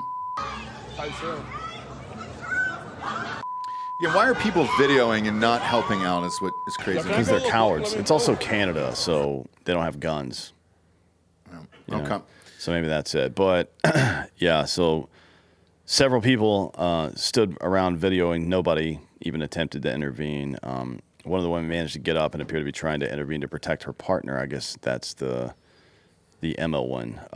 A bystander called the police, but the fight had ended by the time police arrived. They spoke to one of the men involved, who blamed the two women, while the rest of the men refused to cooperate or show their IDs. Emma said that we're extremely thankful it didn't get worse. If anybody has any other footage or whatever, blah, blah, blah. They didn't police are investigating, but they didn't arrest anybody. I'd like to hear a statement from the queers from Palestine on this. Yeah. If they can weigh in, this would be topical, and this would be right up their alley. It sure would be. But I was unaware that there was video, but seeing this video, yeah, it's safe to say that they're all fucking Middle Eastern. Like, Jesus Christ. But Tory's got a big mouth, and maybe I'm just kidding. Tory was asking for it. This is, by the way, this is going on all over North America. It's All over going Europe. all over Europe. Yeah. It's way worse than whatever we're dealing with here. Like we've had 6 young women over the past 3.5 years get killed by illegal immigrants. Not like it's rape central in Europe right now. Everybody I know is leaving. And nobody wants to go back there. And they opened up a few years before us. I mean, they had a little bit of a head start, but it's up to the Angela point. Merkel did that. She convinced the EU to fucking require that EU members take in a minimum of 150,000 illegals a year or some shit like that. It's insane, right? So it's been going on over there for some time, and it's way worse. But is it way worse, or just has it had some more time to kind of gestate, and now it's so big that you can't hide it anymore from like mainstream reporting because it's really prevalent, and like Europe's almost famous for having a rape problem and an assault problem now. I wonder how long it's going to take for the United States for the problem to have festered so much that you can't sweep it under the rug. So the issue is with Europe in particular, we don't get their news over here. So we don't hear about it as much as obviously they hear and talk about it on a daily basis. And the cases here in the United States are typically hidden by the media. They don't want to do it because it affects the left, and the immigration is a left problem. Yeah, the Austin Statesman a couple years ago, 2020, there was an active shooter. Black dude had shot a bunch of people on 6th Street. And they were actively searching for him. They needed his description. The Austin Statesman said that they wouldn't publish his race because it perpetuated negative stereotypes. This guy's on the run, armed after having killed people. Yeah, and that's right. He was on the run, and they could not publish a written description. Yeah, because that's racist. So I assume they all whine constantly. Why is local news dying? Yeah. I literally I try to subscribe to local newspapers wherever I live, and I subscribe to ones where I used to live too, and I ended subscription right there after that. I was like, dude, I don't care about your politics, but don't talk to me like I'm a fucking child. Like, goddamn. That's crazy. Yeah, and then, I can't remember who it was. It was one of these it was a female former FBI agent, which is, fuck her for that. But she's like a DNC fucking throat goat or whatever. She just like chugs Democrat semen now. She was like, Europe is watching us in horror, worried that Trump's going to get elected again. I'm like, no, they're not. They're electing far-right fucking parties everywhere in Europe. Yeah. Fucking England's going to do it later this year. Fucking France just did it. Italy just did it last year. What are you talking about? No, they're not looking on in horror. They're looking on like, hey, what the fuck are you guys waiting for? And it's crime and immigration. Yes, those are the two leading why everybody's switching over there, and they're fed up with it, the same as we're fed up with it here. But we'll find out what happens in November. To close this out here, Mike, I wanted to ask you about some 2A news. What's going on in your world? What do we need to look out for? This week's been strong. I mean, like the last week or so has been really strong. I mean, obviously the pistol brace rule was vacated. There was a huge victory there.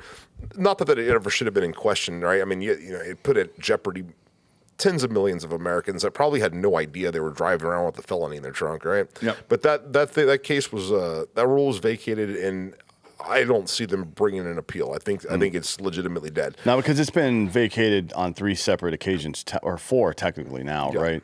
One is the bump stock. Then there's the pistol brace. Then there's the OSHA regulation to force vaccinate, and then Chevron. They're all basically the same case. Yeah, well, Chevron's huge, right? Yeah. I mean, because the fourth branch of government, that's when regulatory agencies have more control of your life than any elected politician ever will, right? I mean, but seeing that they cannot just make rules that turn into laws that become felonies, that's a huge deal, I think, for the firearms community and for really any community. I mean, any if you're in business, I mean, you're regulated to death, right? I mean, but anyways, that was a big one for 2A. The pistol brace one was a big one. Bump stock, and then right now I had the FPC guys on yesterday, and they're pushing the firearms, the frame and receiver rule, which is a huge deal. That was like your 80%ers and stuff. Explain that for the audience. So the ATF once arbitrarily, again, made a rule that 80%, like a receiver that was not complete, right? You would have to go in there and actually do some type of machining or Like removal of material. The holes for the selector switch aren't drilled out or something like that. Right. And this was something that they'd put a stop to. Well, it's not illegal. It's not illegal to make your own gun. I mean, it's not illegal to go to Home Depot right now and buy a pipe and a 2x4 and make a potato gun. Yeah, that is legal. By the way, did you hear the I think it was Sotomayor, who's the dumbest motherfucker on the court, by the way. She said it's not a longstanding American tradition to make your own guns. Like, what the fuck are you talking about? Yeah, dude. Like, you know how many of my friends have a fucking drill press in their goddamn house? It's been going on. What are you on talking for about? For as long as years. guns have existed. Yeah. So litigation, as far as litigation goes, there's been a lot of really significant 2A victory. When it comes to like the legislative side, my God, man, there are like Washington State is worse than California and New York combined. You know? That just kind of happened like, it felt like almost out of nowhere. Over the last 8 years or so, right? Because it used to be, if you were a veteran especially, because they have a lot of vets up there, even if you live out of state Washington, you go into the sheriff's office, right? And I've done this before. I have a concealed carry permit up there. Go into the sheriff's office, you do live scan fingerprints, and you fucking fill out your name. I mean, it took me 20 minutes. And then 2 weeks later, a concealed carry permit showed up at my house in Oakland, California, out of state, right? Mm-hmm. Now, there's a law in Washington State. If Mike and I both live there, I own a shotgun, and he wants to use my shotgun to go hunting, and I loan it to him to go hunting, we are both felons now. Yes. That is retarded. If I want to send you, if you're a customer of mine in Washington State and you own a Sons Liberty gun, and I want to send you a replacement part, like, that's illegal. You have to go through an FFL to send a fucking part. Really? Not even a serialized thing. If somebody said, hey, I broke my firing pin, I mean, Washington State has gone, clearly crazy. But no, I mean, like I said, the litigation side has been awesome. Again, bump stocks, pistol braces, deference, man, those are all huge deals. I'm trying to think, pistol, like the frame and receiver rule, that's going to be going up. I think we have a real good shot at that. And interestingly enough, I got to tell you, I don't think that gun control is as popular as it used to be. Matter of fact, I think it's less popular than it's ever been in the history of it. Did you notice they did not bring up a gun control question in the debate? You know why? Because the two top everybody's courting the female vote right now, right? Mm-hmm. The top two fucking groups of people that are first-time gun owners are suburban white women and fucking minorities. Black women. Yep. Yeah. Women especially. Yeah, this is 100% true, and we understand our customer base, and we see where the interest is in stuff like that. We can kind of gauge. They're tired of getting raped and robbed. Yeah, like that. It's really that simple, man. There's no more proactive policing in your city. Mm-hmm. You have complete bond reform in your city. People are, crime is going up. Go buy a fucking gun. And if you notice that's normally I watch these debates simply for the 2A questions. Not a single one. No, they didn't say a word about it. Because they would go back to immigration. Well, that's another thing they got caught lying severely on that I think people woke up to. So we talked about it 2 weeks ago, I believe. But this notion that gun violence is the number one killer of kids in America is only true if you take out 0 to 1 years old and then add 18 and 19-year-old. Yep. Right? It is retarded. From the ages, and by the way, some of the statistics that cite that, they're counting children up to the age of 21. Right? So, yes. Children from the age of 21. From the age of 17 to 21, that also happens to fall somewhere in line with the age of, I don't know, inner city gang violence in Chicago. So, I mean, where 65% of murders happen. Yes. So if you were to remove the 17 to 21-year-old gangbangers, then no, guns do not kill a lot of children. It's not even on the top 10. Not even.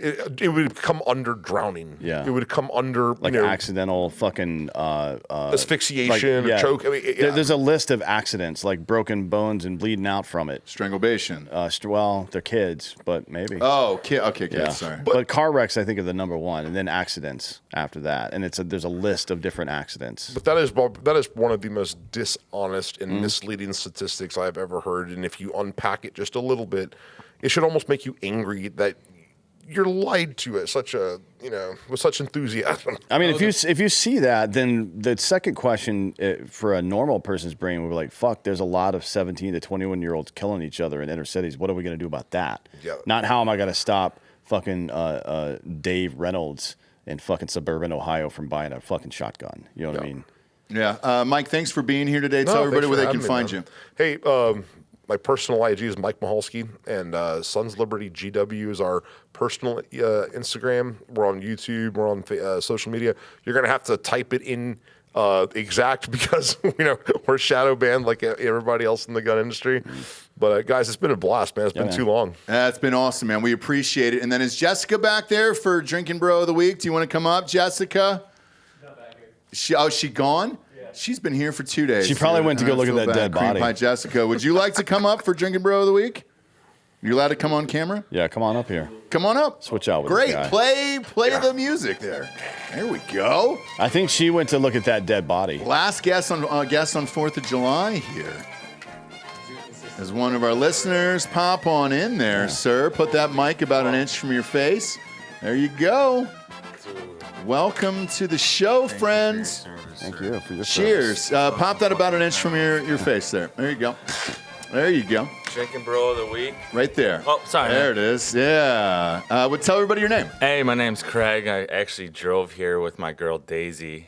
Is that who's back there? Okay. Dude, I met her 3 months ago, and I said for my birthday yesterday, I was like, hey, let's go to Texas and see Drinkin' Bros. Where do you live? She didn't even complain or nothing. She said yes within immediately, and I was like, no way. Yeah, from Racine, Wisconsin. Oh yeah, I can. Holy shit! Yeah, that's a strong. It's right next to Milwaukee. I mean, EMT over it's just there. south. Man. It's like in between Milwaukee and fucking Chicago, basically. 100%. Yeah, that's the train right there. Just runs all the drugs through. How long you guys been dating? Because that's a pretty down ass chick, dude. 3 months, man. Fuck.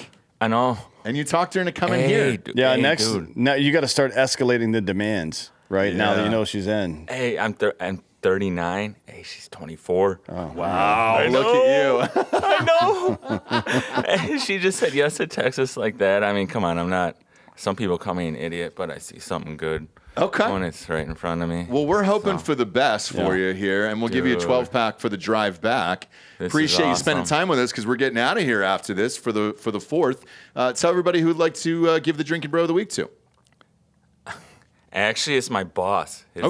His name's Jeff Sargent. Usually people are hiding from their bosses here. No. Yeah, you love your boss, huh? I do, because he's a G, man. He's a stud. He's like the epitome of a good human being as a man. I work for an EMT company in Curtis. The hospitals over there in Wisconsin make you have to take the shot. I can't even call it a vaccine because by definition it's not. And to be a paramedic, to go from EMT to paramedic, you have to take it. My boss actually knew people and made it happen, so now you don't have to. Oh, that's great. It is fucking dope, man, because dreams to be a paramedic, nurse maybe. And it's a job that nobody really wants anyways, and the fact that there are people willing to do it, to make it that, it's stringent of, it's just, dude, shit hits a fan of paramedics. Oh, bro. The skill set, dude. We saw a fucking dead body. Be fighting over dead that body on the Paramedics highway see way more fucked up shit than kidding. When most shit people hits a do. fan and people start getting tribal, you're going to be like wanting, you're going to be trading paramedics or, Oh, yeah? For like I've got one in my butter or basement something right or now. bacon. I saw him. I got one in my basement just waiting for something to go down. Yeah, A paramedic? Yeah, he's chained up to a radiator down there. Sure is. Yeah. Like Black Snake Moan. Yeah. It's like Christina Ricci. Well, in he's Black Snake he's Moan. wearing a fucking midriff shirt too. So, Yeah, sure is. which is kind of gay, but whatever. No lie, because I don't know where Jessica went, but Cream Pie Jessica. She went to look at that dead body. I'm telling you, dude. It might be still Yeah, there. it's cooking in the heat right now. Three of us saw it yesterday on the road, and Joel had said it'd been sitting there for 3 hours, but the paramedics were just chilling, walking around. Because they just put a coat over the body, and that was it. And well, they had to wait for the cops to come investigate. Right, but here's why I'm bringing up this story is that was today here. I'm sure you've seen 800 of those fucking situations, and then you got to go home and live with it after that. It's not even that bad. At least maybe not for me now. I guess it depends. I had some heavy calls that keep you up at night, but I don't know. It's nothing too crazy. I haven't seen like heads fly off or anything like that lately. It was a child call. Child neglect ones. Ugh. Usually they don't teach you about those in class at all. Damn, really, dude. It's seriously, dude. Like It really, it's wild, man. When you it would be hard to stay in I can't control. imagine you being in that situation. Yeah, I would kill everybody involved in that. Yeah. I know. That's how I felt, bro. Like absolutely. In the back of this rig with these two kids who were like Jungle Book children. They didn't know like pizza, burgers, and what the fuck. Shit. No. Really? Is that what they call them? And they look like I like just Mowgli them from Jungle Book because he didn't have any language or education. That's how I just describe it when people ask how it was because they like I'm throwing words out that common children should know and they didn't, and it was just wow, it's real. And That's it made me up. want to fucking kill people. Yeah. It's for sure. But and I'm sure during awesome. 4th of July, you guys get a lot of calls as well, right? Yeah, but I got the whole week off to visit your beautiful state, man. Look I've at never you. been here. Bob, pull up that picture 1 week from I've Tropic been Thunder. We're This thinking about is what a lot of people are Don't going to look like. What's up? Be Nick Nolte in Tropic Thunder. Is it Nick Nolte? No, Well, it's Ben Stiller. Ben Stiller, yeah. Ben Stiller. What? Nick Nolte What was is he missing playing? a He's hand. playing Nick Nolte. Yeah, look, There it is. Don't look at fucking Robert Downey Jr.'s face. Go to the other one. Go to the other one. I like that other one better. Yeah, look at that shit. He's staring right into camera. Love this movie so much. It's one of the you can't do it no more. Can't. One of the best movies. Of This all is time, going to be comedies. somebody this weekend. We just saw one on Nature. Yeah, we sure did on Ross Patterson on Ross Revolution this Patterson. morning. Yeah. Can't cry. I remember the scene. He can't cry. Get him off the side. He Man. can't cry. That's one of my favorite movies Just, ever. I know you guys got a schedule and all that. Just real quick, man. What's crazy coincidence is I started listening to you at the same exact time as fucking Lethal Weapon, and then I see you guys are like boys with Klain. That's so wild, bro. Like the same week. Yeah, that's the funny. same week I learned that, and I'm like, holy. And I see you guys. I had to go to an interview with you and him, and I'm just like. He's like tell him, dude. Like Craig from Wisconsin said, like you're one of the most brilliant fucking actors, dude. I will. You seen his ass in that show, dude. It's He's one of my best he was friends. great. Tragedy. Well, he's one of my best friends in real life. So yeah. Oh, in real life as Yeah, well. Yeah, we've been Dude, best it's- friends for 20. It's a fucking Greek tragedy, man. 20-something that years. shit went down. Yeah, well. Yeah, I know. Whatever. It's What are you like, gonna do? he's He doing rocked his in own that thing. show. Whatever. Here's my They were both I good. know, and that's my honest assessment. Like you just gotta hate. You gotta live through the hate. I would have for lived. I 5 told to 7 him seasons. I would have lived through the hate. I would have lived through it because it's what people are seeing on screen. Nobody gives a shit about what happens off screen. Yeah. So like, what The was going shrapnel on shit? screen? Was that it? The shrapnel shit or something? I heard. No, I mean, I don't know. Damon Wayans was Yeah, an we're going- asshole. Yeah, no. Okay, yes. That's it. Yes. That's that all it true. was. So he wanted his 100% singles awesome. shot out first. It would be like me saying, "Hey Dan, I'm doing a podcast with you today, but I want all of these singles just on me shot out first, and I'm Oh. gonna fucking bounce, and you do the rest of the show on your own." And that's what it was. I watched the whole interview. Yeah. Yeah, so Klain would have to. He would be the last one out because they would shoot out his singles, wides, and then Damon would Yeah. leave, and then Klain would have to stay all goddamn day and shoot the rest of it. But it was wild. So yeah, same diff. And when it's a 2-person show like this, it's identical. It'd be like, okay, cool, man. You guys are living the fucking dream, dude. This is awesome. I hope so. It can be a lot worse. I mean, yeah. I followed you both a little bit. You both are fucking crazy. Made me laugh so much throughout.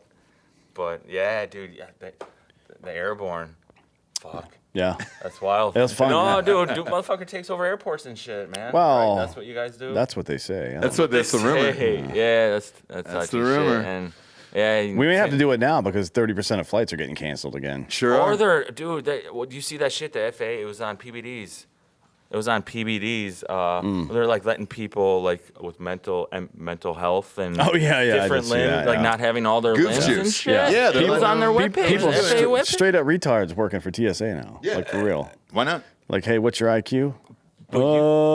Hired. Yeah, hired. And I also want them touching me because That's I'll the let one that guy I go. want. They love hugs, man. Just Sure do. have a person with Down syndrome hug everybody coming through that line. Exactly. And if Right. you think you see something on the scanner, hug me up. Yeah. I don't Well, want Yeah. And then even if you had come to the airport planning on doing something bad, after that retard hugs you, you're gonna be like, you know what? Life's not that bad, man. Exactly. Your I'm flight's not 10 minutes late. I'm not gonna be a terrorist anymore. No. Flight's Right. late. Who cares? I just got a hug by this. I'm taking this the bomb out of my shoes and my underwear because Chippy just gave me a hug. And I think that's a beautiful way to head into the 4th of July weekend here. Cheers to all you fucks out there. Cheers to all the chippies. Please be careful with the fireworks this weekend. Grab some hard AF Seltzers. Go to hardafseltzer.com. Click on the store locator. Enter your city or zip. Find the closest location nearest you. Grab a 12-pack. Support us and support the show. Appreciate you being here. For D'Anthony and Anthony Holloway, I'm Ross Patterson. This is Drinkin' Bros Fake News. Happy 4th of July, everybody.